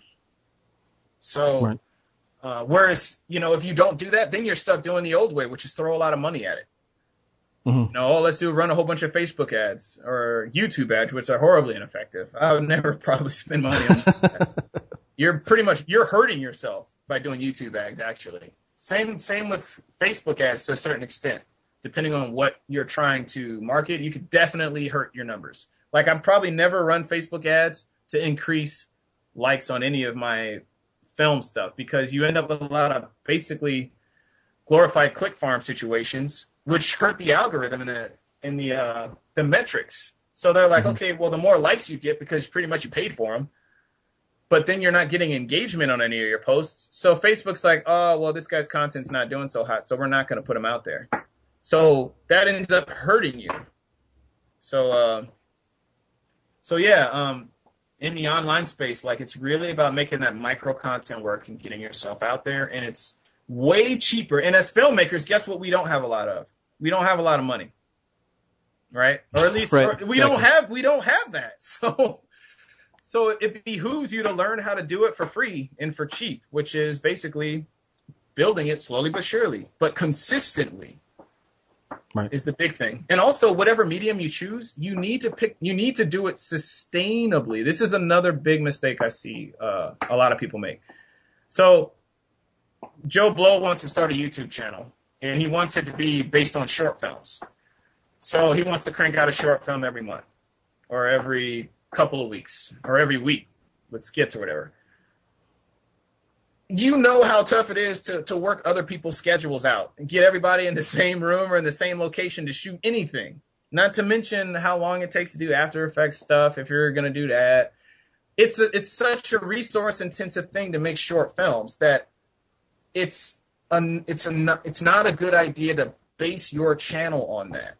Because the second schedules fall through, and now, oh man, this short was supposed to be done, but like we're running 3 weeks behind. Well, guess what? You're not consistent now. So when people check in on you, stuff's not coming out. They're not following you. You know, you can't keep that constant contact going. Not to mention that's resource intensive. So you're always spending money to do it, and you're always orchestrating schedules to do it. That's exhausting. That's not sustainable. You know, whereas if you need to build a model that is sustainable for you. So for me, there's a reason why when you go on my YouTube channel, most of the videos are me in a room talking. Yeah, I could go out and shoot short films if I wanted to. But guess what? I got jobs. I got to make money. I got other gigs. You know what I mean? That's not sustainable for me. Now, maybe later on down the road, once I'm able to parlay everything into a solid effort and I'm making enough money to do just this, then sure, yeah, maybe I'll crank out more short films more often in between features or whatever. But right now, real life takes precedence. You know what I mean? So yeah. So I built the model for my channel around reducing as much dependence on other factors as possible. So I don't need to go get actors. I just need me. I just write my script out. You know, me in a room and a camera. That's it. So if I'm running behind, well, I only got 3 factors, right? I mean, unless my brain is cooked and I can't write a script, I mean, more than likely I can write a script, but there are less points of failure for me. So I can stay consistent because it's sustainable. Mm-hmm. And I would say that for anybody who's trying to get a content strategy for leveraging micro, you need to think about sustainability. Too many people try to do too much and then they can't keep the effort up. So yeah, and I still am looking for ways to make it even more streamlined all the time. Like what other format can I use to make it even simpler for me? Because, you know, I get little hiccup moments where I have a lot of other gigs going on and it's hard to find time to get in the YouTube space and do it, you know? And I've been fortunate enough where I can stay on top of it for the most part. I mean, I stay on top of it pretty thoroughly, but had I not been thinking of that ahead of time, I could have really, you know, mess myself up, because the thing you don't want to do is place an expectation in your audience's mind of a certain level of video and then go below that. Right, you see what I'm saying? Like if I prime you for Hollywood After Effects videos or whatever, and then I can't do that, so then I start releasing these talk to the camera videos, they're going to be like, WTF, man, like get back to, you know, the shorts. Like this is not why I subscribed. You know, I was looking for this. You know, so that's what you don't want to do. It's way better to be in a situation where you prime them to expect something a little more streamlined and sustainable for you. And then when you do the bigger projects, then it's a bonus then. Oh, cool, we're getting to see this. And you said it's a bonus. It only adds to you then. So yeah, that's a huge one. I was talking to someone the other day. They wanted to do a YouTube channel. And, you know, they started off trying to do this big production, raise all this money and shoot 14 episodes. It was like $300,000 or whatever. And I was like, all right, look, first off, like consistency should be number one. You need to find a way to do what you're doing consistently. 2, you need to cut all these other resources out and streamline it, because you're going to be beholden to all of these other factors. And if you can't keep that up, guess what else goes down the toilet? Your online presence. You don't want to set people up to expect something that you can't sustainably carry through on. So now that's gone. But if you set it up where all you need is you and a camera, you're good. So even if other things fall through, well, you can still just hop in front of that camera and crank out content. Mm-hmm. You know, I mean, I can do this till the cows come home. That's what's so beautiful. Like there is no shelf life for that for me.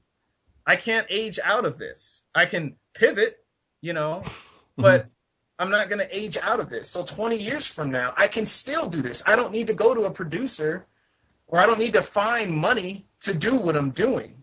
And that's the beauty of it. You know, like I don't know. I'm just really excited about it. I think, to be honest, like that's the writing on the wall. And it's not even new. It's here. It's here right now. YouTubers are doing it right now. Yep. It's just you're not hearing about all the successes they're having because they don't need to rely on print media to get the word out. They're selling movies right now. They're making money right now, making feature films and selling them directly to their audience and making money and placing on iTunes right now. But we're not hearing about that. Who are the people that you would say, who are the people, like when you say that, who do you have in mind with like things? Hannah Hart, Grace Helbig, they did a collaboration, shot a movie, released it. There are YouTubers monetizing short films, believe it or not. Video packages being monetized. There's a couple of movies. I can't remember the other. There's like 2 other movies that were feature films that they made and just sold directly to their audience. And they're doing fine. And here's the other kicker about it. So the problem with the old model of marketing is it costs money, right? And, you know, outside of the money, if you don't have the money, you're done. But when you have a blog or a YouTube channel, you can point your audience in the direction of the products you make in perpetuity. When I release on sound and I'm selling, you know, DVDs, Blu-rays, or whatever, I can continually point people to that movie 5 years from now. As I get bigger, I can still mention it because I have the eyeballs. I don't have to go through anybody else to get the eyeballs. You see what I'm saying? So, and more people are still going to find me. So even if I don't make that house nut back or whatever right off the top, eventually you're going to make it back because you're still generating eyeballs. So, 10 years from now, I can still be selling that movie. You know what I'm saying? Like, yeah. Whereas the old model, it's like, once you're out of money, it's like, oh man, okay, well, I mean, it's time to just move on to something else. And once you don't, and on top of that, you have no other way of reaching your fans or audience for that matter. So it's like you move on to another project and that's it. You have no way of still selling your old project because you have no micro content strategy to reach people. It's just your projects and that's it. And your new project, you can't sell your old project with your new project. Hopefully, maybe you make a big splash and people Google you and then they're like, oh, well, let me check his old movie out. Let me try that. But most of the time, that's not something you want to rely on. You want to have a way to push that. You'll get 10 times further if you can literally say, hey, by the way, you can check this out. Here's a t-shirt. You want to be able to tell them directly. And if you have a micro content strategy where you can build your audience and your community, that power comes with it. You can point people anywhere, or if you're doing consulting, same thing. You can point it right at, hey, by the way, if you're looking for service, like you can sell when you have a micro content strategy. When you have a branding strategy, so when you have followers, so yeah, that's another huge thing. So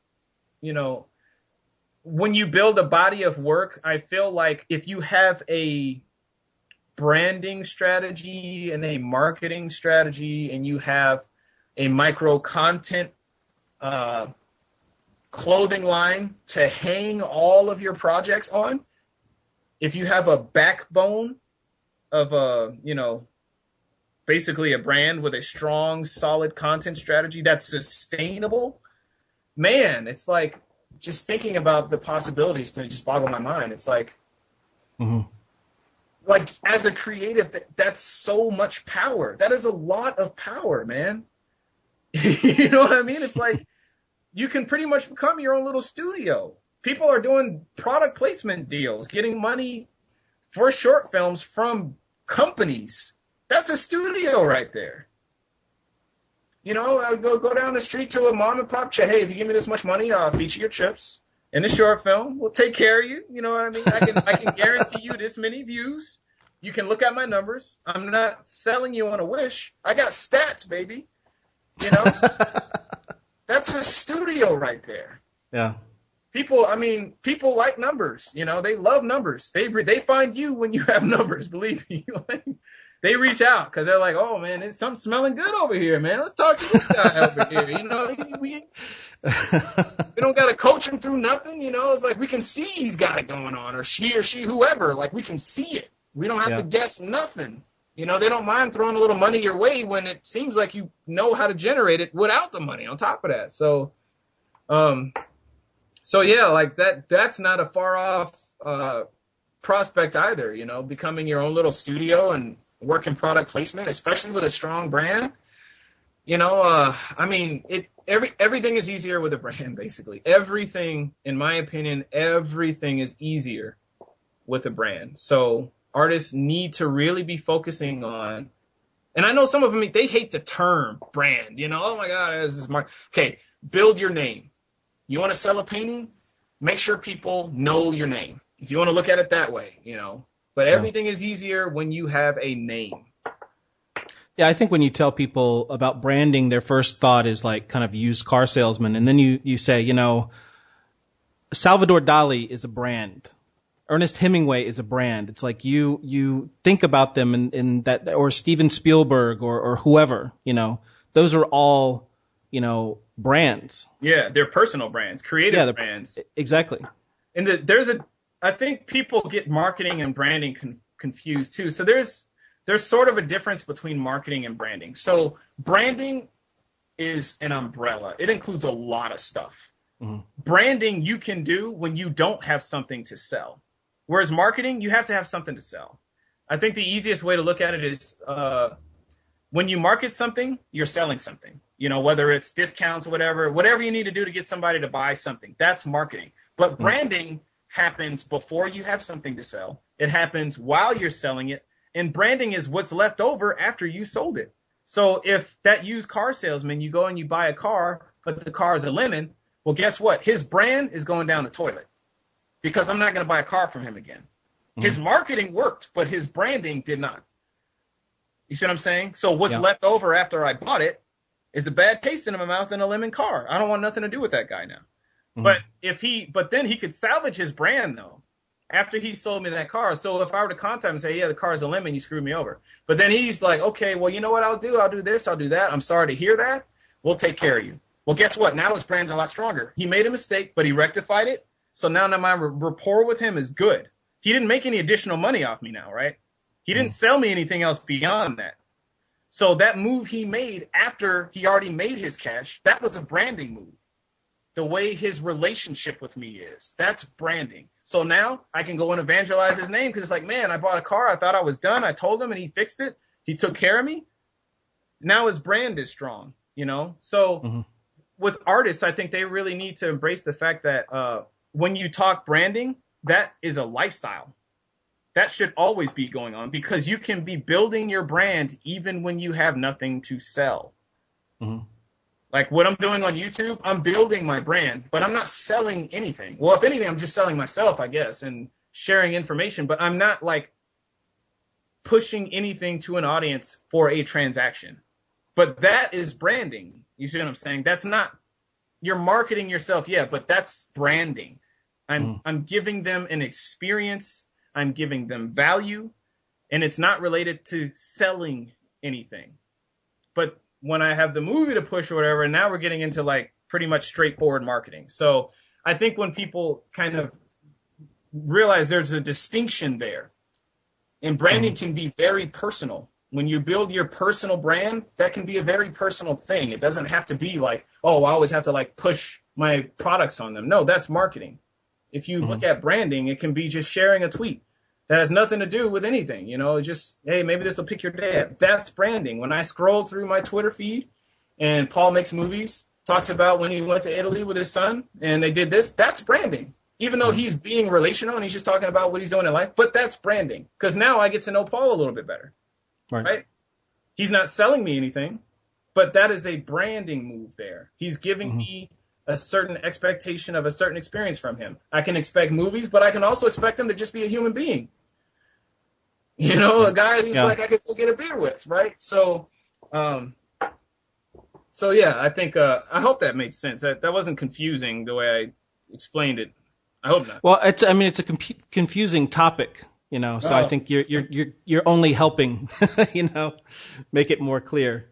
But I mean, when you think about the brands that, typically we think of, I think logos and, you know, like Nike and Starbucks and all these other brands that are all around us. But if you dig a little bit deeper, it's like, what do those things, you know, the Nike swoosh doesn't mean anything, but we associate it with a lot of things, you know, and that's the branding is like the connection we have with certain things. And it can be anything, you know. Yeah. It can. It's almost like a theme in a movie too, if you think about it. Like, a movie can be, you know, the plotting and everything that you see, but the theme is more about what the movie represents, and that's more universal.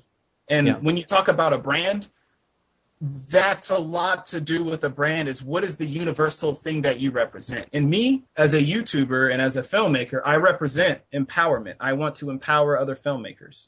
And I also want to show them that you can do it too. And also as an African-American filmmaker, I want to show other minorities, hey, you can do it too. I want to be an inspiration for you too. Now, even though I'm not saying that directly in every one of my videos, but the value that I'm giving makes that obvious. So you can say that's a theme for my content strategy. Even though when you look at my content, I'm not saying any of that, but the theme is there. I represent you can do it too. We can all do it too. Fresh out of film school, dropped a lot of money on a movie. Here I am. You know, like, let's do this together, you know, but it's clear what I represent right now, you know, and that's the same for any other creative out there is I think that's also getting in terms of like basically what value are you offering people? It's kind of that question, you know, when you're talking about your brand, or your branding strategy, it's not just reaching out to people, but it's like reaching out for what? What are you giving them? Why should they follow you? What experience are you giving them? You know, are you just going to retweet a million other people's tweets and not generate any content of your own? Or are you going to generate your own content that they can't find anywhere else? And what is that content? What's the message behind it? There are some people out there that they have they've got a brand, but it's a very negative brand. Like there's some people, all they do is rant on YouTube, but guess what? They bring back a lot of negativity too. So it's like branding's not just building your name, but for what? For who? What's the value? What's the experience you're giving? What's your reputation? You know, Apple's kind of associated with quality. Whereas, like a used car salesman who's a schmuck, well, his reputation's going to be he'll sell you anything to get your money. He'll sell, snow to an Eskimo. He's just after the money, well, okay, well, that's his value. That's what he's offering me. I don't want anything to do with that, though. But what's funny to me is like all these different YouTube channels that have sprung up that are people, like, for example, it'll be a guy just watching a trailer. And that's the whole thing, and experiencing that, and how we've kind of changed as a culture that's like people are connecting to things by watching other people experience something like that, And now you've seen all these other people start having videos of people just watching like the Star Wars, trailer and stuff like that. So there's a huge value, and there now you get kind of into the X factor of YouTube, which I think is pretty much the X factor of anything, and that's if somebody has a watchability to them. Mm-hmm. When you talk about YouTube, you're talking about a platform that was literally founded on a guy who could turn his camera on when he goes to the grocery store and just talks about whatever he's doing. It was founded on amateur vlogging, pretty much. Hey, here's a platform where you could just make a video and upload it. About what? I don't know. But you can do it. So you have a whole sea of people who are just like, okay, cool, I'll just turn this camera on and just do whatever I feel like doing. So, the relational connection that people make is very much, hey, I like you. You're cool to watch. I just like listening to you talk about stuff. It's just that X factor. Are you watchable? Are you somebody who I could just spend 5 minutes talk about nothing? Or what bothers you or what annoyed you today on your way to this store? So when you see examples like that with people who watch trailers and all that, for every one person you see who can pull that off, there are thousands of people who could not pull that off. So, I always feel bad when there's like the guy who's got, who's doing the same thing as the guy in the video above him, and the one guy has like 1 million views and the other guy's got like 3 views, and I'm like, oh, I'll view your video, There's some other writing on the wall that you don't see too, and that's the guy who pulls all those views, who seems to be doing very easy things. But most of the time, these YouTubers who are raking in the big numbers and all that, they are combing and studying the platform. So if you look at their channel and you try to do what they're doing, you see the writing on the wall, like, oh wow, like what they're doing is very smart. Like they're not just cranking videos. There's a strategy there. Some of these YouTubers, especially the fashion, industry ones in the movie, like they have a timetable. They have to be the first person to put out a review or whatever on it before anybody else does. They got to be able to crank it out, and it's got to be quality, and like there's a lot of stress there. Mm-hmm. Whereas people who don't understand how the platform works, they might just be like, oh, this person just made a makeup review on this thing, so I could just do that. And they see the upload date, and it's just some arbitrary upload date. They don't know that, well, that makeup thing was released 2 days ago or a day ago, and then their video came out the next day. That's what you don't see.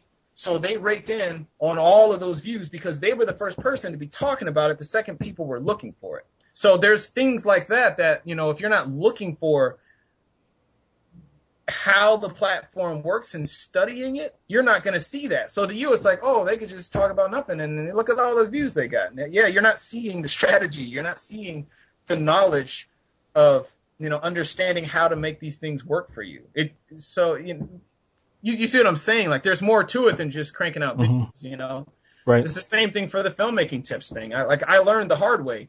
You need to build a foundation of entry-level videos for people to access you. Then you can branch off into the more complex, complicated topics. Mm-hmm. Once you have the entry-level foundation made and laid first. So then they can find you, and then you can lead them off into other places they did not even know they wanted to go. But you can't do that if they can't find you. So, there's a lot of things like that need to be understood. And again, harkens back to that conversation with the filmmaker. It's like, hey, if you're in film school, what you need to be spending a lot of your time on is learning how to be an effective blogger, or learn how to be an effective YouTuber. You need to spend a lot of time on that because it's very empowering. And in terms of, marketing and branding, like there's nothing more powerful than that right now, to be honest with you. This short of just having billions of dollars to just plaster your name everywhere, maybe that's more powerful. I don't know, but well, that's the old school way. Yeah, in terms of not having any money, which is everybody's problem, you know what I mean? Like that needs to be first and foremost, because then all your little short films you make, all the little projects you do, you can be building your audience the whole time. Going to sleep, I go to sleep, I wake up, I got 50 more subscribers. Mm-hmm. Like once you get that machine working for you, it's like interest on money, like once you get that money put away and you've built it up and you get that snowball rolling, after a while it rolls itself almost. It just gets bigger and bigger and bigger. And it's the same thing for having an online presence. You got to build up a content catalog. You got to build up your name. You got to build up your strategy. You got to build up your own workflow so that you can be efficient at it and make it easier on yourself. But that's something you got to work at, and get better at. There is no, I press a button, I just got to make this one video and it goes viral. Oh, don't even get me started on viral. I kind of want to get you. I want to get you a little started on viral. So just tell me what you think. Viral is not a strategy. You cannot You can't build a model around viral. Now you can build a model around solid content and understanding how to get yourself found. And then should a semi-viral video come out of that, great. But you can't plan on viral, and there's way too many people who just think they have a viral web series concept or a viral video idea or whatever, and it's just going to get them out there. That's erroneous as all hell. And another big thing about it is, if you did have a viral video, awesome, but guess what? People don't subscribe to viral. They subscribe to a catalog of content. So if you had one viral video and 2 other videos that got like 12 views, they're not going to subscribe to you. They're going to be like, this one thing you made was great, but all the other stuff, I'll pass. There's nothing else to watch. There's no reason to subscribe. I already saw what you had to offer. That's it. But if you have a semi-viral video or a viral video, if you just get, out of this world lucky later on, but you have a catalog of content to hook them, where they saw that one video and then they go down the rabbit hole and you got like 40 other videos and they just get lost watching you for like 2 days. That's a strategy. So, viral is not a strategy. And I see way too many people trying to bank on viral. Like, you can't make a living off viral. Even if you're relying on AdSense or something, like you can't make a living off of viral, nor can you reproduce it. That's like saying every film I make is going to get into Sundance. I mean, how unpredictable, I can't bank on I'm going to make this movie and it's going to get into Sundance. Like, guess how many people's dreams have been crushed operating on that model, right? Not to mention trying to reproduce that. It's just unrealistic, completely unrealistic. Yeah. And that's a direct parallel. That's like trying to I'm going to make a movie, get into Sundance. Okay. Right? Like, you honestly have a better chance of winning the lottery than getting into Sundance. If you have no names, you pretty much have a better chance of winning the lottery. Mm-hmm. When you really look at the numbers. I did a video just breaking down like the numbers and what you're actually competing with. I don't know how I honestly don't know how I even considered that. Yeah. I don't even look at that as like a possibility. When I'm going through like the marketing plan for a film, it's just so completely remote, especially now, Yeah, well, there's way more to it than Sundance is a marketplace. Those top tier fests, they're marketplaces with brands to protect. So everybody moans about, oh, they cover Paris Hilton when she walked down the street, but yet there's this little film playing there. They didn't get no press. Okay, but they need buzz, period. That's what it's about. Like, buzz launches careers, not films. You need a good film to get the buzz, yes. But there are a lot of great films that don't get buzz. So they're not mutually, synonymous. And there are bad films that get buzz and careers get launched. So it's the buzz that launches you. Tarantino, what launched him was the buzz. Yes, he's very talented, but Reservoir Dogs and that could have came out and not garnered the talk that it had. You see what I'm saying? Like it's the buzz and the people talking that gets you launched. Yeah. I'm not discrediting a good movie. You make the best movie you can, but it's not the movie that's going to get you there. Like, there are droves of great films out there right now that did not get buzz, but you'd be like, man, this is a really good film. Like, how come, what happened? Like, they played Sundance, but then they just fell off the map, like nothing happened. Yeah. Well, because they didn't get any buzz, you're...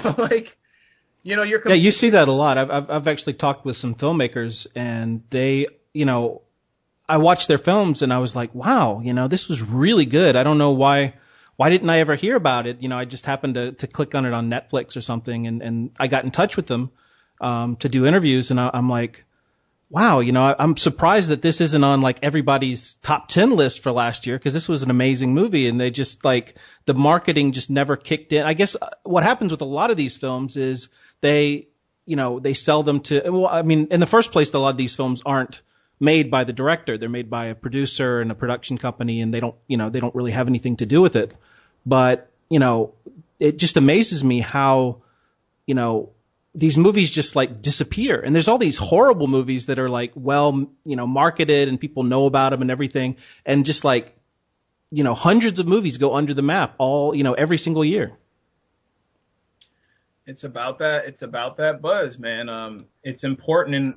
And that kind of goes back to that big question of what nowadays, in order to survive and to thrive as a creative, you can't just be a creative anymore. You have to be a creative entrepreneur to thrive. Yes, there will be those rare cases where some people punch through using the old model. Yeah, that'll always be around. But guess what? You cannot rely on that, or else you'll just end up in the sea of people who are not making it and not thriving. For every one person who makes it during using the old model, there's hundreds of thousands of people who didn't get anywhere trying to do that. So you can't bank on that. But what you can bank on is taking the keys to the car and driving yourself around. You can bank on building up your foundation of knowledge on how to market yourself, how to brand yourself, how to use micro content, how to leverage micro content online to get yourself found. You can bank on that. As much time as you spend learning that, it will repay you back in spades. It's not that hard it's really not that hard to figure out. I'm not going to sit here and tell you oh yeah, it took me so many years to do this, and oh man, yeah, I really cracked that one. Good luck finding it because I found it. I'm not sharing it. No, I'll share everything because it's not that hard to figure it out. The hard part is doing it and being consistent, But once you see the rewards, that's even easy. You're like, oh man, I want to do this more. You know what I mean? Wow, I'm reaching people who I've never met before. But you can bank on that. That's a skill set that you can bank on.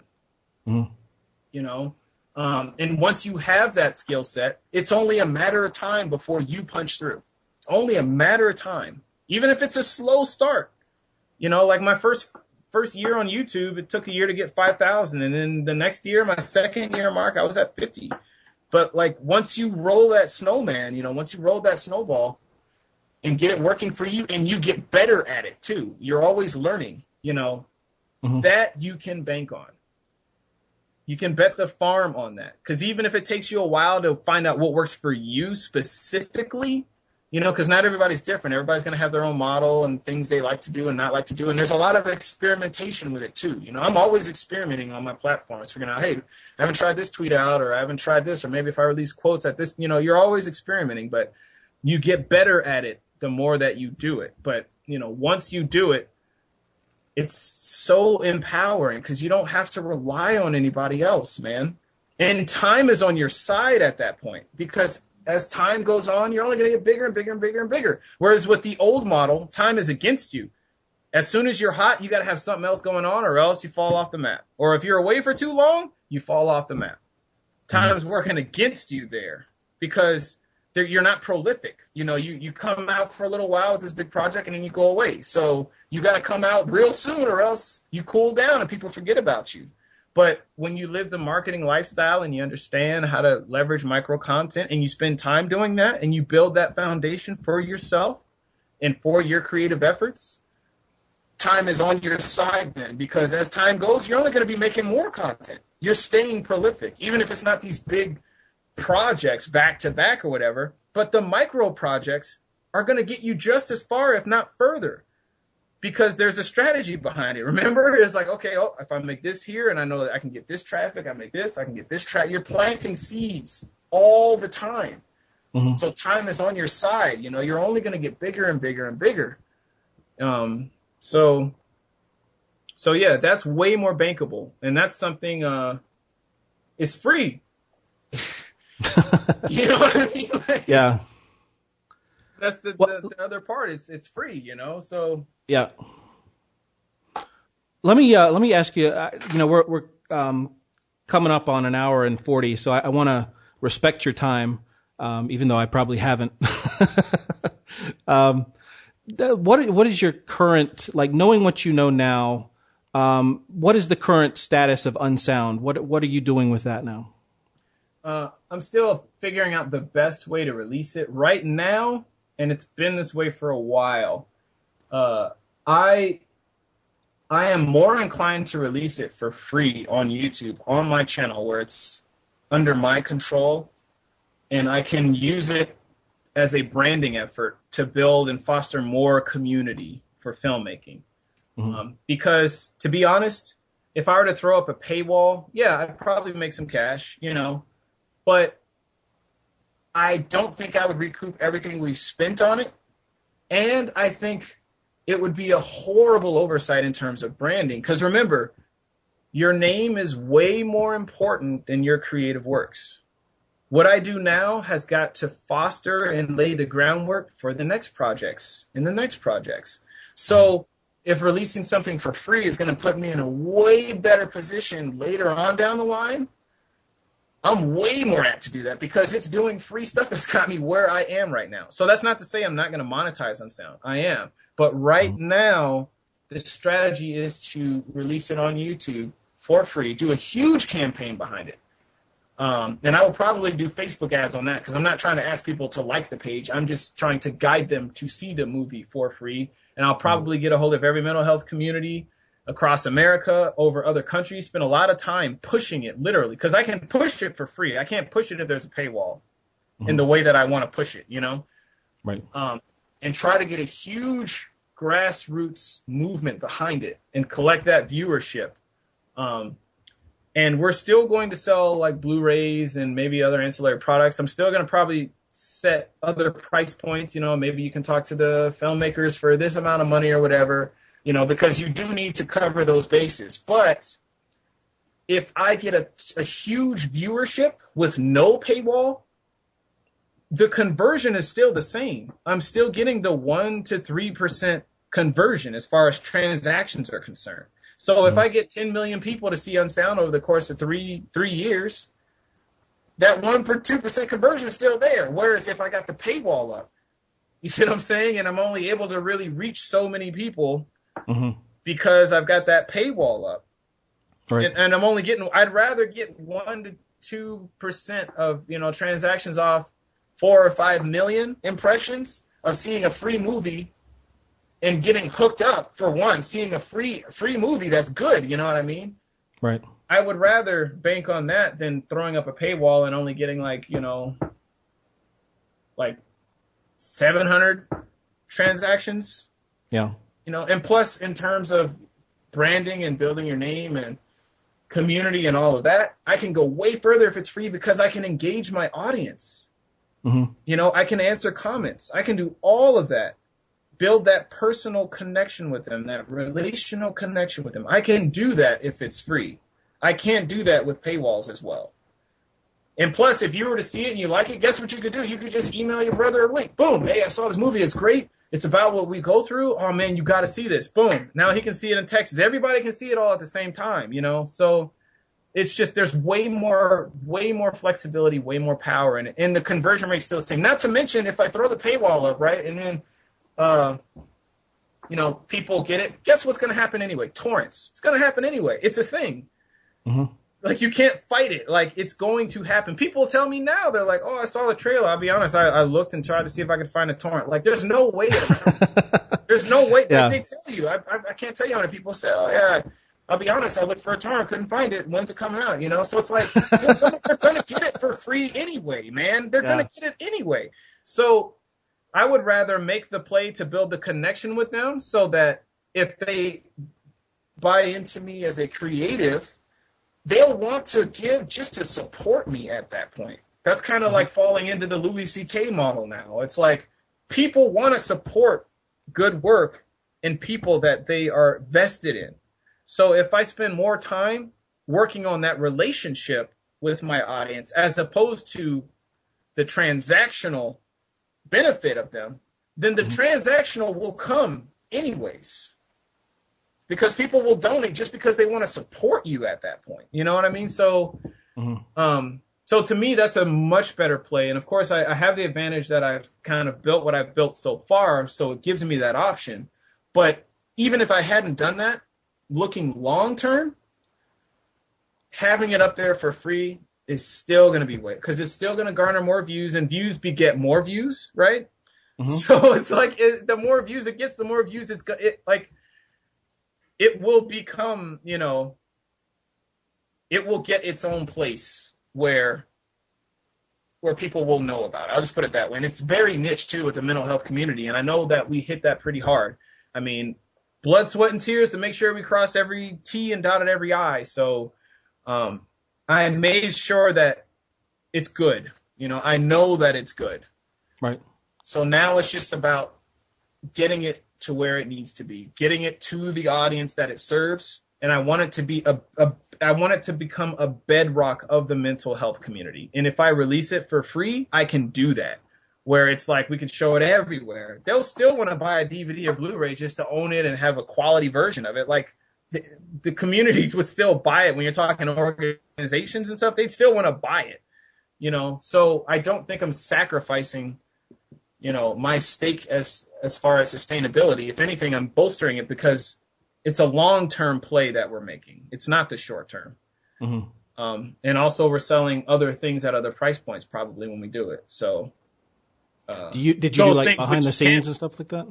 Oh yeah, probably do behind the scenes. Where are they now? All that stuff. Uh-huh. And then the other things that I'm going to be advertising with it are myself as a brand. You know, like by then I'm probably going to have the consulting up. So that's something else, kind of like what Scott was talking about, where we have to change the way we view our films.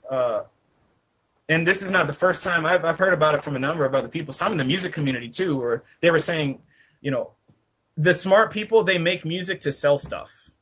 Mm-hmm. They don't make music to make music. They make music to generate business.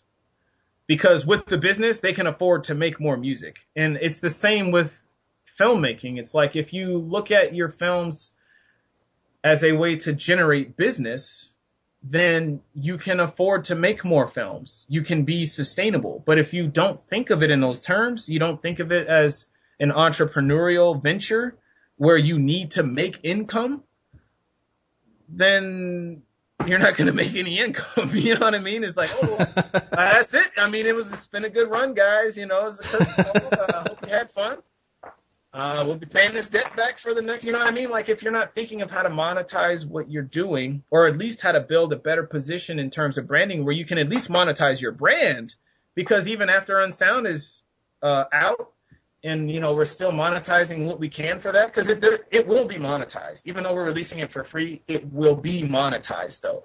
Just not the initial free seeing of it. But I can monetize myself as a creative, because if it does well, and I'm saying, hey, I'm offering script consultation for feature film scripts, I've already vetted myself online as far as understanding that stuff. You know what I mean? But to have a body of work that supports that, I know what I'm talking about, aside from the vlogs with film festivals, people would pay for that. So because of that, I can monetize other things that are not directly the movie too. You see what I'm saying? So I think as artists, we need to realize that, I mean, Hollywood's doing it. It's no secret. The toys they're selling, all that is not a secret. Like, yeah, the movies at that level, their movies make money, but they make 10 times more on everything else and all the license and merchandise. That's where they really make the money. So as creatives, I think we really got to start looking at it in those terms. Selling ebooks, anything but seriously, you can make a lot of money if you think outside the box and view your film as a way to open the door to the store.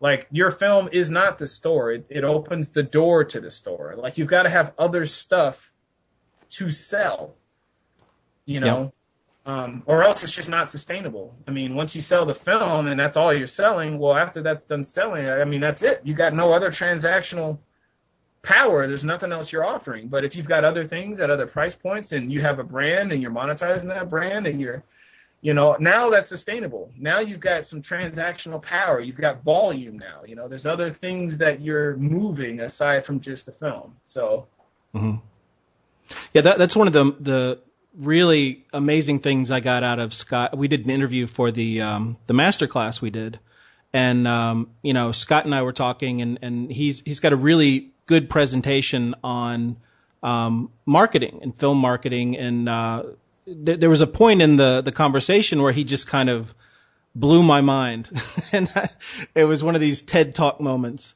And the basic idea was, he was talking about how a cup of coffee costs $4, and people have and how much money went into creating a cup of coffee. Probably a couple cents or like a shoe or something, And then you look at a movie and you have the same price point expectation of what a movie is supposed to cost. And now it's gotten to the point where, a movie costs about $4, maybe more or less, whatever, $9. And how much money went into making that movie? And we're talking thousands and thousands, maybe millions of dollars. And he kind of talked about the concept of saying, stop thinking about the movie as the end product, and start thinking of it as a advertisement for a product that costs $100. Oh yeah. Look into the film as the film isn't the end product. The film is basically, whether it's there's something that the film, there's something beyond the film that you're selling. I guess Star Wars is the best example of that. It's like you've got 100 different products that are being sold based on the characters in the movies and everything, and Star Wars makes so much more, billions of dollars off of the toys and everything. And there's just different levels of that. Yeah, that's very true. And also that cup of coffee, that coffee shop, they can keep selling that cup of coffee for now until the cows come home. But a film has a shelf life. Yes, there will always be a bottom line figure, so after the theatrical, after everything's all done, after the hype's all died away, and then maybe 4 or 5 years past that, yes, there's still, if you're lucky, still going to be on an independent level anyway, there's still going to be some kind of base number of transactions that you can bank on, even though it'll be small. But with coffee at a coffee shop, they can still keep that volume of transactions going indefinitely because they're generating a product that doesn't have a shelf life.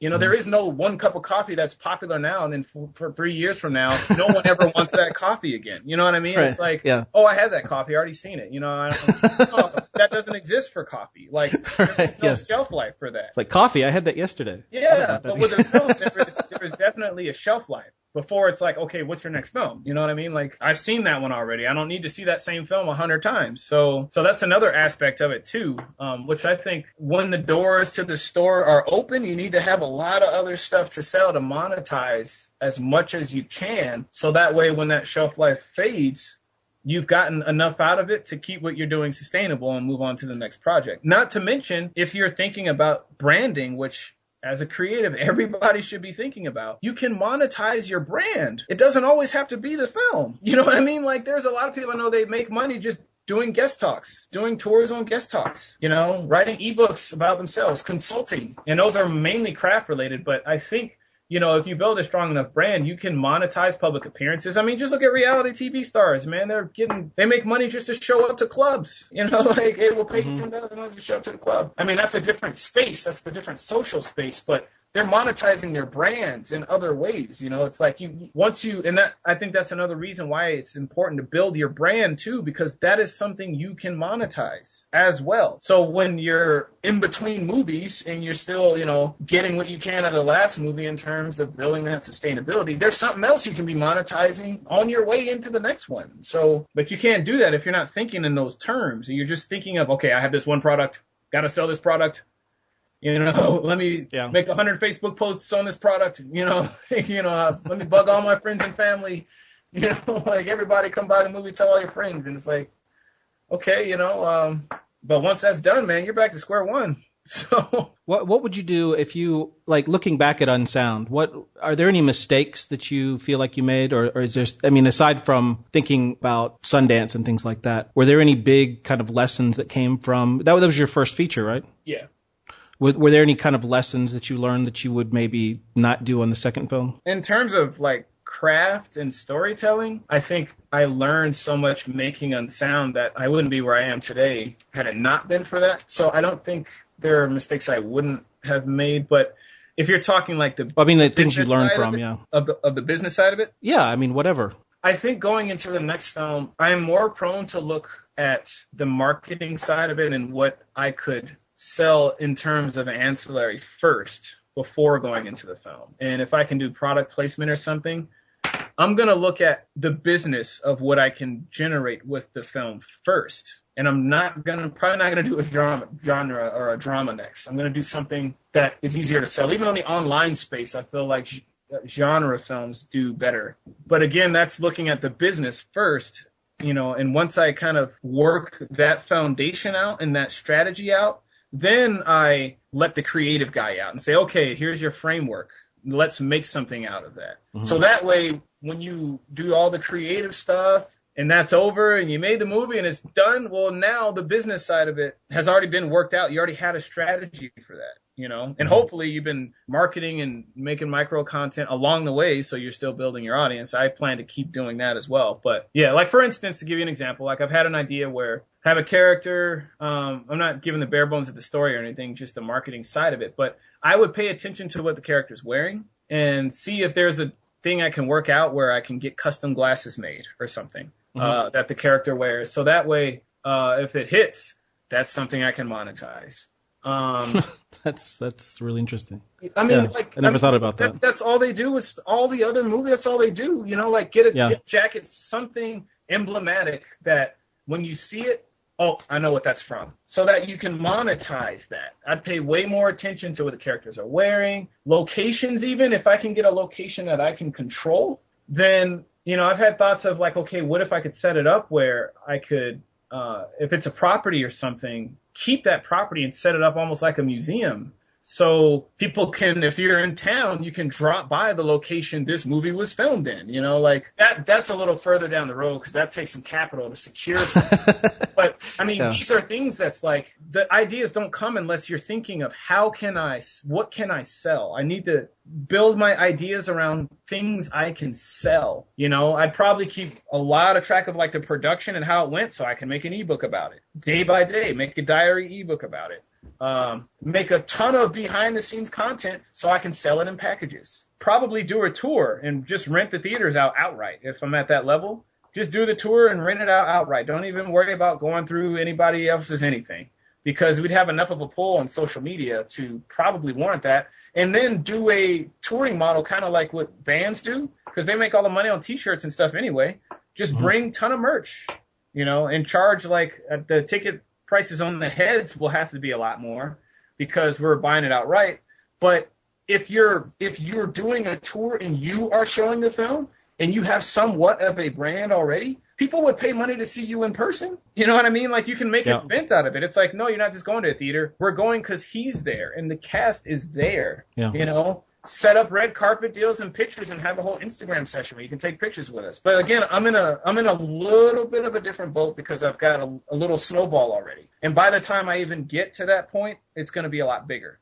Mm-hmm. But I don't see why anybody else can do what I'm doing. I'm not doing anything special. But that's what I would be looking at. How can I monetize everything else but the movie? Like, because the movie, like, literally, like, you got to, what else can you sell other than the movie? The movie's great, but, I mean, you know, you'll never make everything back off that price point, you know? And on top of that, if you do hit and you do get that little phenomenon, you know, the semi-viral, whatever, man, if you had your ducks in a row to monetize that, look out. You know what I mean? Like, because then that'll be hugely. Now you've got steam, you got marketing, because if you've been branding yourself and doing all that, so now you got numbers, because, you know, the numbers go up when you get something that hits. And you got money in your pocket. You know, it's like you got options now. Whereas if all you're thinking about is a movie and, you know, I mean, I don't know, it's just very confining. On top of that, you're not even thinking about your personal branding, you know, and building your own name up and micro content. So it's like if you took the personal branding off the table as far as your online presence and micro content,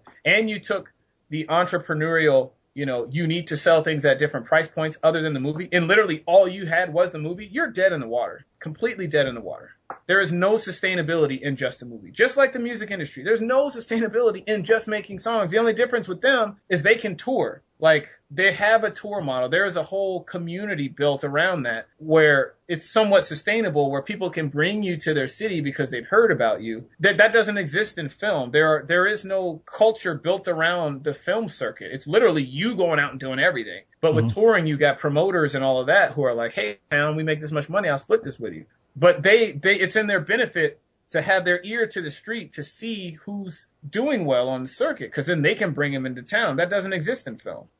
So, you know, so they have a little bit of a leg up there because they can just monetize their personal performance, which they do all the time, you know, especially when they get higher up there and they charge 10 grand for a show here, 5 grand, whatever, you know, but you build your way up. But you can't bootleg a live show. You know what I mean? Like, yeah, and you see that more lately because music has become so much cheaper and people aren't buying, you know, CDs like they used to. It's like people really, they have to tour. That's the main way they're making money now. Yeah, exactly. So, yeah, that's what I would be, you know, going into the next projects, you know, what I would be mainly thinking about is thinking more of a store model. The film only opens the doors to the store. You got to have stuff on the shelf to sell. If you got nothing else to sell, you're dead in the water, you know.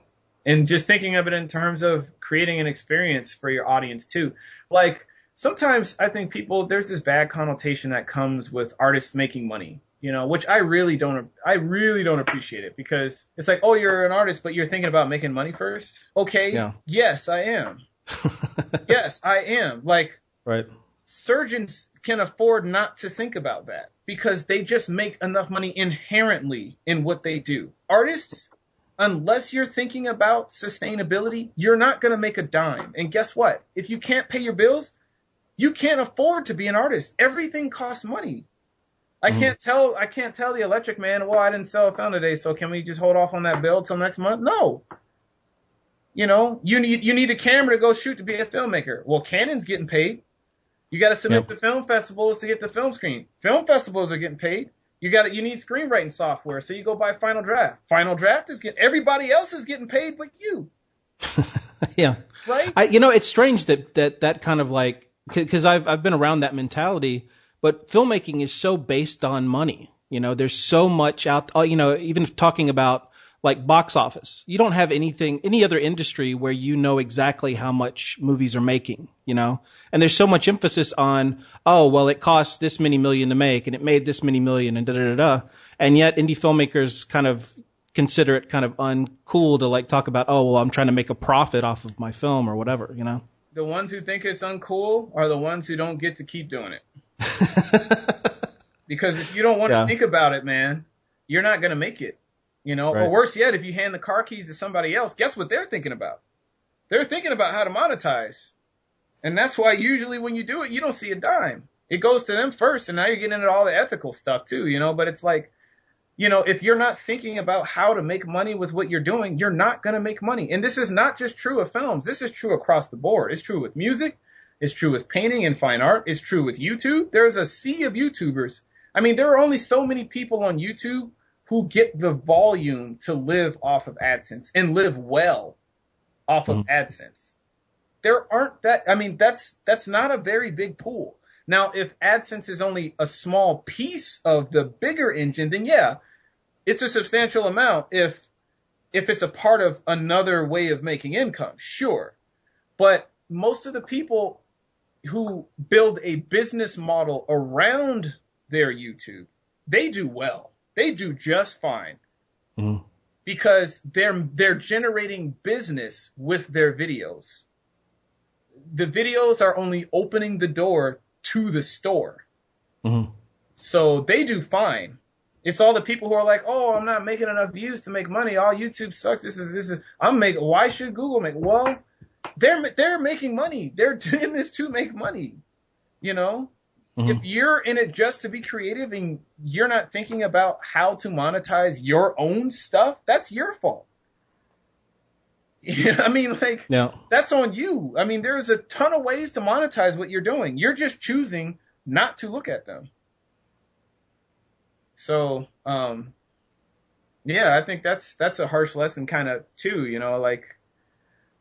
you really got to think about how to do what you're doing, and you got to think long term, because let's face it, man, life happens, emergencies happen. Cars break down, laptops die. If you're not generating income, man, that's where it stops. Yeah, it stops right there. Yeah, I think it's, but the next generation, it's funny because I have a 7-year-old son, and he doesn't care about TV and doesn't care about movies. What he cares about is YouTube. And he sits there all day. Well, not all day. I'm not a terrible parent.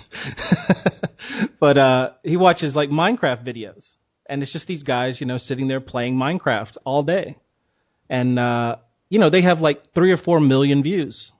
And that's the new generation. That's what he's going to grow up with. He's going to tell his son, that's what we used to do when we were kids, is we would sit there and watch YouTube videos all the time. So, a lot of us that are the older generation are just rushing to try and figure out kind of how things are working now, because, and I think that happens with every generation, is just, something, for the generation in front of mine, they didn't know what the internet was. And then people started using it and doing things with it they never even thought of, I think this is a change that needed, the whole landscape is changing, but I think it's for the better. There's a ton of growing pains, but I think the old system was broken anyway.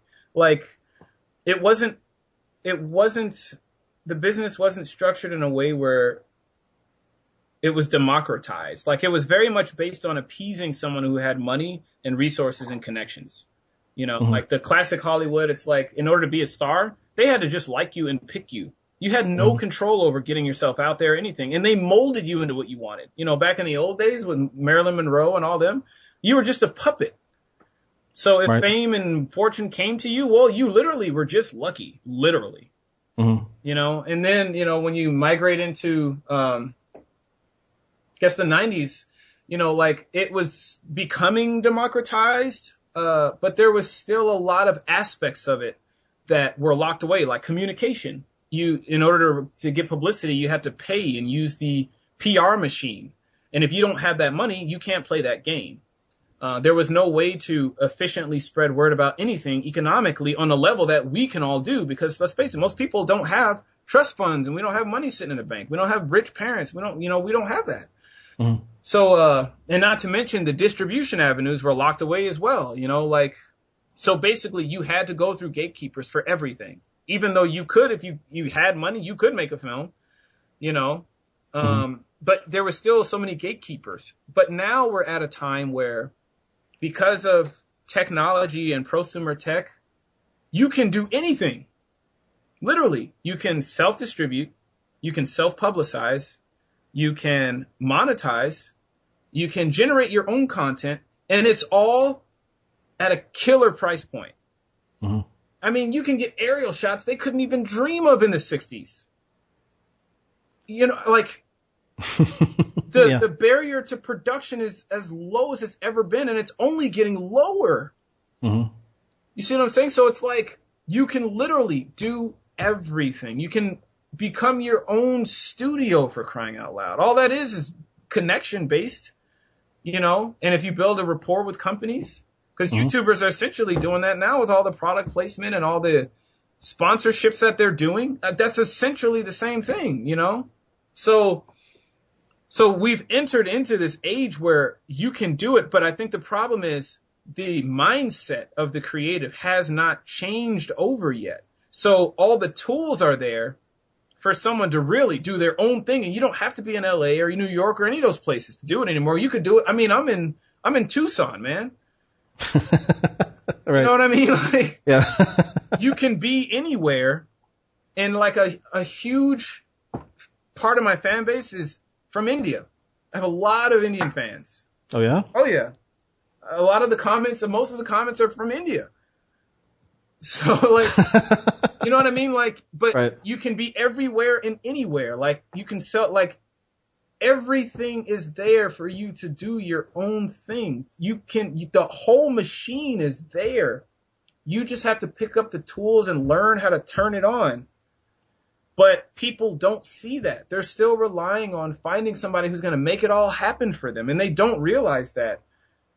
Yes, you have to wear a lot more hats. Yes, you'd have to learn more skill sets. But there is way more power in that. You can become a powerhouse and not really need to rely on anybody. You know, like, so, but the mindset, the general mindset hasn't changed. And I think it's changing. There's a lot of thought leaders like Scott. I consider myself talking that, but I'm not a thought leader on that because my channel is more geared towards giving tips on people for how to do this filmmaking thing. You know, I haven't touched the marketing side like Sherry Kander and, you know, some of those other heads, you know, like where they're really frontlining it, you know, but I think the more the thought leaders come up and the more successes we see coming out of that, I think people will eventually realize, hey, I want to do what this person's doing. Hey, what they're saying, that actually makes sense. Like eventually that's going to change over. And when that happens, pretty much all of the old structures are all going to come crumbling. They're already falling, but they're pretty much, it'll be rubble because people are going to be like, why do we need you? Yeah. Like we build our own audiences just to go to you and you monetize them and you get first money and then screw me. Yeah, like exactly. I don't need you. I know how to build them on my own. I'm just going to sell direct off my website before I go through you. You know, you're doing nothing but throwing 30-page documents at me and robbing me. Yep. You're playing middleman. You're not doing anything. You know, and they're notorious for not spending any of their own money for marketing. So it's like, I mean, literally, what are you doing? Nothing. You're literally doing nothing. So, yeah, and I don't mean to take like a negative, you know, viewpoint the old way. I don't really want to be negative about it, you know what I mean? But I just think what comes with the democratization of communication and of tech, because those are the two biggest things that have opened the doors for everything. I could not do what I'm doing right now and build a following had it not been for YouTube and Twitter and Facebook. Had it not been for my ability to self-publicize, I wouldn't be here. So I couldn't do this pretty much in the 90s. This would not have been an option. Yep. And when I do self-distribute, I wouldn't be able to do that in the 90s. Like all of the things that I'm about to do were not here, not that long ago. So, so the tools are there. We just need to change. We just need to change our outlook, our view, and we need to embrace being creative entrepreneurs now and not just creatives. I don't think it ever worked for anybody, to be honest with you. There was just a lot of people who got lucky. But, you know, when I see I've gotten into a couple of meeting rooms since all of this, and you know what I honestly see is, you know, some of the people we look up to and we're like, wow, yeah, you made it.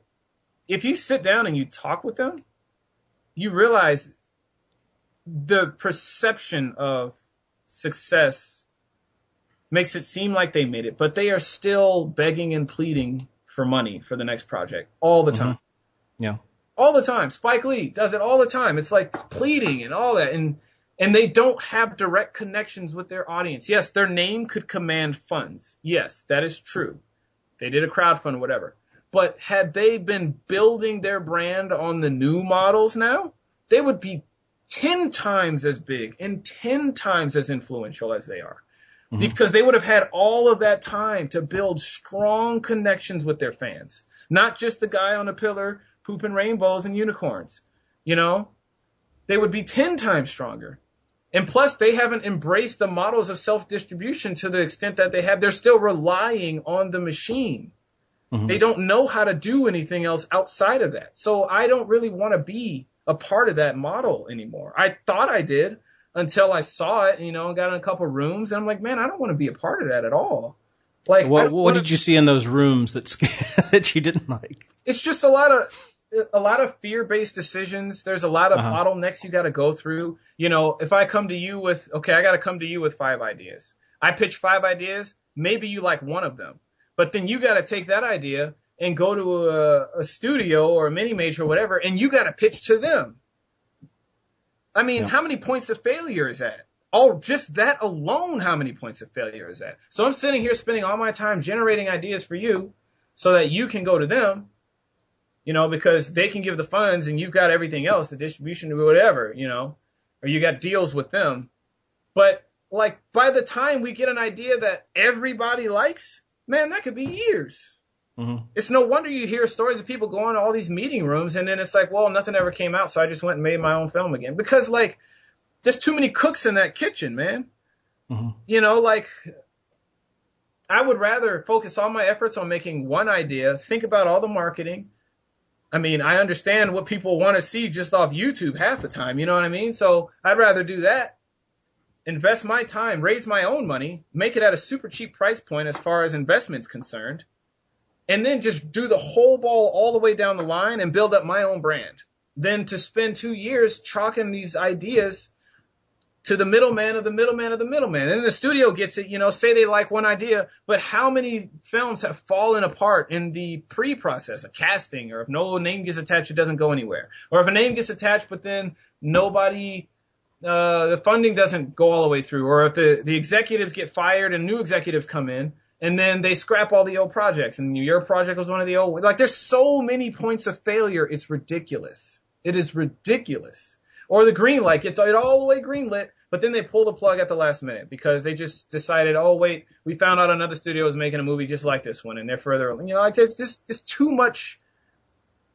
many points of failure. Way too many points of failure. And I'm not going to spend all of my creative juice and energy knocking on that door when I can spend half that energy just making YouTube videos and connecting with people, building relationships, building virtual relationships, you know, building my brand, and do my own thing. Then I don't need you. Sell direct. I don't need to have billboards all over the place. I got a direct connection to them. I put out a video. They see it. I tweet. They see it. Yeah, I may not be getting those super impressive million box office numbers now or whatever, or maybe not for a while, but I don't need it as long as it's sustainable. You know, like that's the name of the game, is sustainability, right? So I don't need to be the next freaking, you know, Inception, but I may be small, I may be off the radar, but I got a well-oiled machine that's only getting bigger and it's sustainable and I can afford to do what I'm doing. So I'm only going to get bigger and bigger and bigger. And if you ever do reach that status, I don't think an indie can ever reach like Hollywood status, because, you know, they got, I mean, that's like big money they're messing with. But if you can reach an indie cult status where, which I think is more than attainable, where your viewership, your fan base is very loyal, and you're a well-oiled machine, you know, selling all your own stuff. I mean, I would take that over directing the next freaking blockbuster any day. Any day. Because I do what the hell I want to do. The really important thing that you're saying, you know, is that people need to start right now making a connection with an audience and, you know, empower themselves instead of just waiting for stuff to happen. Yeah, well, marketing is the biggest the biggest thing, because you can do everything else, and the price points are low enough where it's manageable, right? Yeah. But the only thing that everybody has a problem with is marketing. That's the biggest problem everyone has, literally. So if you place most of your effort in that and start working that machine and getting it refined, well, once you tackle that animal, everything else is your oyster. Like, there is no other bigger problem than that. You can raise money easier. You can capitalize your projects with crowdfunding. You can find investors easier. People are willing to listen to you. You can do product placement deals. You can talk to companies. You can get sponsorships. You can get donations for like all kinds of stuff. Mm-hmm. Everything else is easier once you get that brand down. Whereas before it was money and it was connections. But now that's not the case. It's marketing. Because the money and connections, that stuff comes when you get that name down. But you need to get that name down. Yep. You know? So that's the biggest. That, and then, you know, understanding that you need to take the entrepreneurial spirit. If you want to make money and make this sustainable, well, you need to think about it. You can't let somebody else think about that for you, because they're probably going to screw you. So you need to think about it and take the bull by the horns, and you should be all right. And I think, you know, it's going to take a certain type of person to do all of that. Mm-hmm. So I think because it's more intensive now and we have to do more, that kind of narrows down the character type. You know, the person who inherently has the qualities to be into all of that. Because let's face it, if you hate marketing and you're a recluse and you got your hair covering your face half the time, and you know what I mean, it's going to be real tough for you to get yourself out there, you know. So whereas me, I'm fortunate enough where I direct, write, and all that, but I enjoy acting too. And I enjoy just talking. I'm an extrovert. So that's helped me a lot in the online space because that comes easy for me. Right. So I can. Yeah, that's why I do a podcast, because I hate being on camera. So I struggle with that. I've done a couple of videos talking about screenwriting. You know, I was like, oh, I'm going to start a series. And it was like, I did one and I just felt so uncomfortable being on camera that I was like, okay, podcast. Yeah, and I've seen people pull it off without doing my approach. Like Every Frame of Painting, he's a prime example. You never see his face. Nobody knows his name. Well, no, they know his name, Tony Yang. I forget his last name, but he's to me an example of somebody who's the anti D4Darious. As far our models of doing it are completely different. You know, like his voice is very calming. He just his videos are incredible though too. They're just you know, right on point. So you don't have to be me to do it. You know what I mean? It's like if you're that type of person who you're like, well, I don't really want to be, you know, in people's face. I don't want to do that. Yeah. There's a lot of ways to skin a cat, but at the end of the day, you need to be skinning the cat. You know what I mean? Something's got to get skinned, you know, like, right. So however way you figure out to do it, just make it happen. Yeah. But again, like, it takes time for people to figure out what works for them. I think that's the big point. If you don't get in there and start swimming, nothing's going to happen. The thing about YouTube is it evolves too as a platform. So it's just like film. Sometimes things are in and then things kind of fade. It's the same on the online space. At first, when YouTube was a little younger, unboxings were popular. Mm-hmm. Like that was the thing to do, is review everything, unbox. Now that has faded. So there was a point when people built whole channels on that. And those channels are still around, because they built when it was fresh. So people still look to them for the newest, latest, greatest stuff. But for all the people who were late to that game, trying to do the unboxing thing and all that, and then like they just weren't getting the killing numbers. I'm like, man, you know, like the people who were first to do it and then the people just beneath them, they're fine. Yeah. But all the people who saw and looked up to them and then they all tried to jump in there and do it too, they're the ones who just didn't get anywhere and ended up washing out, because it's like, well, everybody's already getting their fix on all the big unboxers. Mm-hmm. They're already getting the fix on them, you know, and not to mention, I think the platform as a whole just kind of moved away from that as it matured, you know, because that was still very much a vlogger type thing. Oh, look, I just got this thing. I'm pointing the camera at it. This is what it does, this and this and that. But as people go on to YouTube for more and more things, and it's becoming more of a staple in our culture, it pretty much is a staple. But as that process happens, the expectation of what to look for on there changes as well. Now everybody knows there's not just cat videos on YouTube. now everybody knows, like, hey, my kid watches it all day, and they watch this guy and that guy and this guy and that guy. And I list off like 5 celebrities I know of. They don't know them. And they tell me 5 celebrities I've never heard of. Like, we're in 2 different worlds almost. Like, it's a whole nother ecosystem. You know, before I got into YouTube, I couldn't tell you anybody's name. And then as soon as I got in, I was like, holy crap, how did I not know about these people? Yeah. You know, so, but, you know, and as the content value quality changes, like Freddie Wong and them, you know, they were doing just cheap special effects videos when they first started out, you know, and they got a ton of subscribers because they were just having fun. And the platform was young then. So the expectation of all this high quality stuff wasn't there. And then as the platform got older, they got better. And now they start being the front leaders for all this high quality stuff. But they've also raised the bar on the expectation as well. So I think it's the same for the unboxing stuff. It's like as the platform grew and as the people who became known for doing the unboxings, their channels grew and they became more put together and sponsors and all this stuff. Well, the expectation of what to see out of that changed too. So if you're going to try and compete with them, man, like you got to really have some kind of other angle because there's no other craftsmanship aside from talking about what you like about it that's going to set you apart from them. And they're already killing that. They could rifle off stuff you probably don't even know about because they could talk to the manufacturers. So, so that's a hard thing to stand out in. Whereas with mine, it's like, yeah, there's a lot of people giving filmmaking tips, and the market is somewhat saturated, but there's a lot of room for, you know, story. There's a lot of things that have not been talked about yet still. Right. And there are not so many people doing it that, like, there's still a ton of room in that space. The niche is not exploited fully yet. And that's the same for a lot of other niches too. So, yeah, the review video stuff, all that is to say, I'll probably never do that. And just for 2, I'm not into that. Like maybe I would do it on a vlog, you know, if I got it in a vlog and I'd talk about it, but just creatively and technically, I'm not into that. You know, I'm not really into all the tech stuff, to be honest with you. I'm not into that. I don't want to talk about the red camera. I don't want to talk about, you know, the specs of the new freaking Blackmagic, whatever. Like, if you look at my video, some of the video, like the truth about filmmaking, man, I shot that on GoPros and 60D. Like, I'm just into getting the content out there and the story out there. I could care less what camera it was shot on. Like that, that doesn't get me. But story gets me. You know, that's why you see breakdowns and stuff, because I'm into that. Like learning how to take movies apart and understand why they work. I'm into that. I'll talk about that all day long.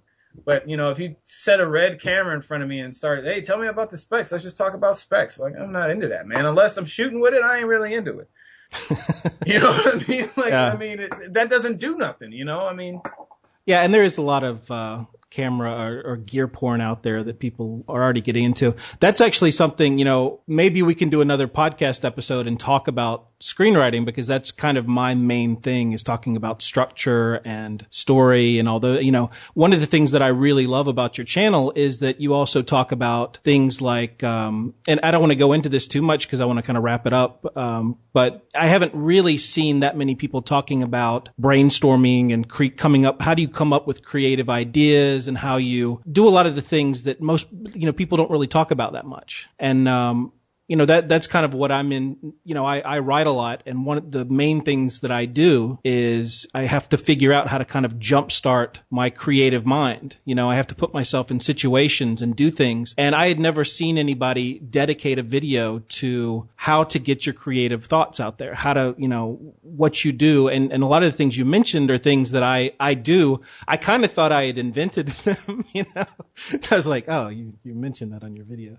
But like, you know, and I was talking to Rob Edwards, who you know, is one of the screenwriters for Disney, and we were talking about that. And that's actually my last episode was talking to him, and he was talking about all these things that he does to kind of jumpstart his creative mind. You know, in terms of, he wrote The Princess and the Frog and Treasure Planet, and you know, he said that like watching other movies and getting when you were saying I watch a movie and I say, you know, you say to yourself, oh well, if I was making this, I would have done it like that, and that's how you generate creative ideas. That's exactly one of the things we were kind of talking about, you know, and I think that's really important, especially for writer-directors to understand, is that whole creative aspect of things. Especially with creativity, it's like you can't create something from nothing. Like, you have to have the raw materials. That's one of the big reasons why I think people reach these creative droughts in their careers, especially writers, when they're stuck in the writer's room for so long, work, and you stop living and experiencing. Well, when they write all of their experiences into their work and then they run out of those experiences, you got nothing else. I mean, you can't write about being a writer. You know what I mean? I mean, you can, but I mean, It's like you have to keep living and you have to keep ingesting raw material. In other creative works, that all falls under raw material because it goes into your brain and it does that little magic where you just kind of ponder on things and, I like this and I don't like that and I like this, and you Frankenstein concepts together and you just start piecemealing. And then you poop out, a masterpiece. But there is no masterpiece that is not Frankenstein from pieces of life experience or other creative works that you're inspired by, or taking the meat from this other idea and leaving the bone that you thought didn't work. Is like, I can do that concept better. This is what I would, but you still have to ingest that work to do what your version would be. Either way, you're still consuming. Yeah, I think that's a large part of it. Even when I make YouTube videos, I do the same process. Same exact process. I see what other people are talking about on a subject. I don't really agree with that. I agree with this. So I like the way they worded that. I don't like the way they worded this. Read a couple of articles on it. Think about my experiences on it. Sprinkle in that, or wrap it in a nice engaging package. Add a little humor. Sprinkle humor in there. Boom, you got a video. But I'm not just like sitting here in a vacuum. Right. When I come out with a video, I like put my feelers out and I see what's out, So when I talk about YouTube, same thing. When I make a video about YouTube, same thing. It's like I bounce what I feel about a topic and what other people feel about it, and it just gets the juices going, And I find it's just easier to create when you allow that as a part of the process as opposed to fighting it. If I'm starting to get antsy and I start wandering off into Facebook, well, I'll direct that into just looking up something related to what I'm doing. So that way I'm still ingesting. But yeah. All right, man. Well, I've taken up a lot of your time today, and I'm hoping that maybe we can go back and talk about the more, this has been primarily marketing. Maybe at some point we can talk about the more creative aspects of filmmaking. But I really appreciate you coming on the show, man. Thanks for reaching out. You have to let me know when you set it on iTunes. So I'll put the word out about it. All right, that's going to do it for today. I want to thank my guest, Darious Britt, a.k.a. D4Darious. You can find him on YouTube. Just put in D4Darious when you go to YouTube, and you should find him. Thanks for listening to us, and we'll see you on the next show. Thanks for listening to the Indie Film Academy podcast. Don't forget to join our newsletter for more tips and tricks on how to make and market your film online. Go to www.indiefilmacademy.com. Yo, Darious Britt here. So today we're going to be sharing tips on how to make a good short film. So shorts can be anywhere from 45 seconds to 40 minutes, but the general rule of thumb is the shorter the better. If you intend to submit your short film to Film Fest once you're done with it, then you probably want to keep it between a minute to 15 minutes because they're much easier to program. Audiences in general tend to favor shorter short films over longer short films, i.e. a short film that is like 1 minute to 5 or 10 minutes is going to fare a lot better than a short film that's 20 to 30 minutes or even 40 minutes because the longer short films are much more of a time commitment. Almost, but not always. There are exceptions as usual. You want to keep the film really short because it's not going to be as time consuming or costly to make. Time is not free, and when you have a hungry crew to feed, it can get a little costly. And that brings us to our first tip: know your resources. A common mistake is being overly ambitious with your projects. If you don't have access to horses, or you don't own horses, or you don't have a boatload of cash, don't write a Western, and don't write car chase scenes. That's going to cost you a lot of time, money, and resources that you don't have. These things are all very ambitious for a short film. There are exceptions. If you have a ton of money and a ton of experience, then for sure, go shoot a Western or a car chase scene. If you only have access to modest resources, then think smaller. Show, don't tell. Everybody's heard this rule, but still a lot of people don't listen to it because there's an awful lot of really chatty, talky shorts out there. Film is a visual medium. You communicate with images. You're telling stories with pictures. It's the most economic way to tell a story. And when you're making a short film, it's all about economy. If you're trying to communicate someone's an alcoholic, show him drinking. If you're trying to communicate someone's a bully, show him picking on someone. As an audience member, things tend to stick a lot better when you see it for yourself and not just hear about it. You want to start off with a strong open. The way way you open your film is super important. It's the very first impression you're making with your audience. So you don't want to open your film with just like dialogue or two people sitting in a room talking. I mean, if you're going to have talking, have it be an argument. You should start off with some action, some conflict, or an interesting shot, something powerful, something engaging, something that's going to hook your audience. And next up, conflict. Conflict is king. Why is conflict king? Because it gets your attention. It's something we can all relate with. We all tussle with conflict in our lives. When's the last time you've watched a movie where there was nothing happening to any of the characters and you actually sat through the whole thing? You haven't, right? Because it gets boring. There's nothing to watch. You need conflict in your story. Conflict allows you to see what your characters are made of. Try to infuse it into every scene. Even if you have a scene with two friends just talking to each other, get conflict in there. They don't have to be enemies. They don't have to be screaming and arguing. Even with your friends, you know, when you hang around your friends, there's always this kind of unspoken power dynamic between you. Maybe one makes a couple personal jabs at the other, just jesting, just having fun, but that's still conflict. Your short film is not a feature film. You can't jam 2 hours worth of content into 10 minutes. It's not going to happen. You want to minimize your backstory. You don't want to pick subject matter that has a ton of backstory that you have to fill the audience in on. If you spend 3 minutes of your 5-minute short film showing flashbacks and explaining everything that happened before the film started, your story is going to be very clunky, flabby, and unengaging. Try to avoid using narration. This is one of those narrative tools that has been overused to the point of being cliche. And yes, some stories work off narration and some stories need narration, but most stories that do don't need it. Oftentimes you'll see narration used in ways where it's only reinforcing what we're already seeing. It's not really adding anything to the storytelling. If you do use narration, it should contradict or be ironic to what we're seeing. For instance, narration tells us that this guy Johnny can get any chick that he wants and he's smooth with women, but what we actually see on screen is him getting slapped in the face by a chick. That's ironic. It contradicts what we're seeing. So the narration in this case is adding value to the story. It's adding content. It's adding another perspective, if not just humor. But it's doing something that is enriching the way we're translating what we're seeing. You should pick subject matter that's filmic. And by filmic, I mean something you can point a camera at. There's a reason why action movies, the hero's always after a briefcase or codes or a CD or money or drugs, because all of these subject matters are filmic. You can point a camera at it. We know the story's over when Chucky carves up the babysitter, or the boyfriend kisses the girlfriend, or the hero gets the suitcase full of money.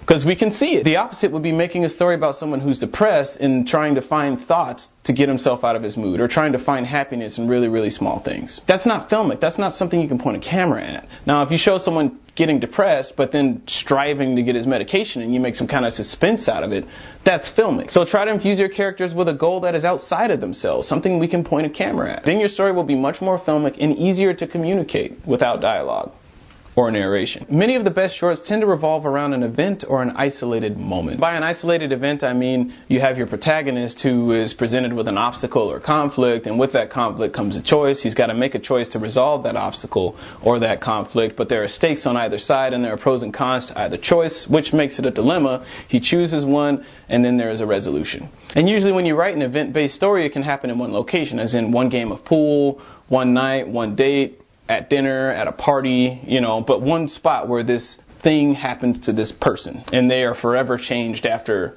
whatever choice they made. When you're writing your script, you want to try and keep your characters to a minimum, because the last thing you want is to hire a whole bunch of actors and open yourself up to the risk of someone dropping out on you. Have maybe 2, 3, 4 characters at the most, but don't write an ensemble cast. If you're asking actors to work for free with a promise of maybe a DVD copy or something afterwards, then you stand a much higher risk of someone dropping out on you before or during the shoot. Or after, when you need ADR from them. That sucks too. The same thing for locations. The fewer the better. There's a reason why most stories happen at 1 or 2 locations, because it's much more easier to manage as far as money, as far as crew and equipment. Try and write for locations that are interesting to look at and practical. There's a short that takes place in an elevator. It's interesting, it's practical, very controllable. When you think more along the lines of practicality, you'll find yourself not pulling your hair out as much. Take risks. You have the advantage of asking an audience for a small portion of their time. You can follow an unlikable character in a short film because it's only like 10 minutes. But with a feature film, it's really hard to ask an audience to follow a character that they don't like for an hour and a half.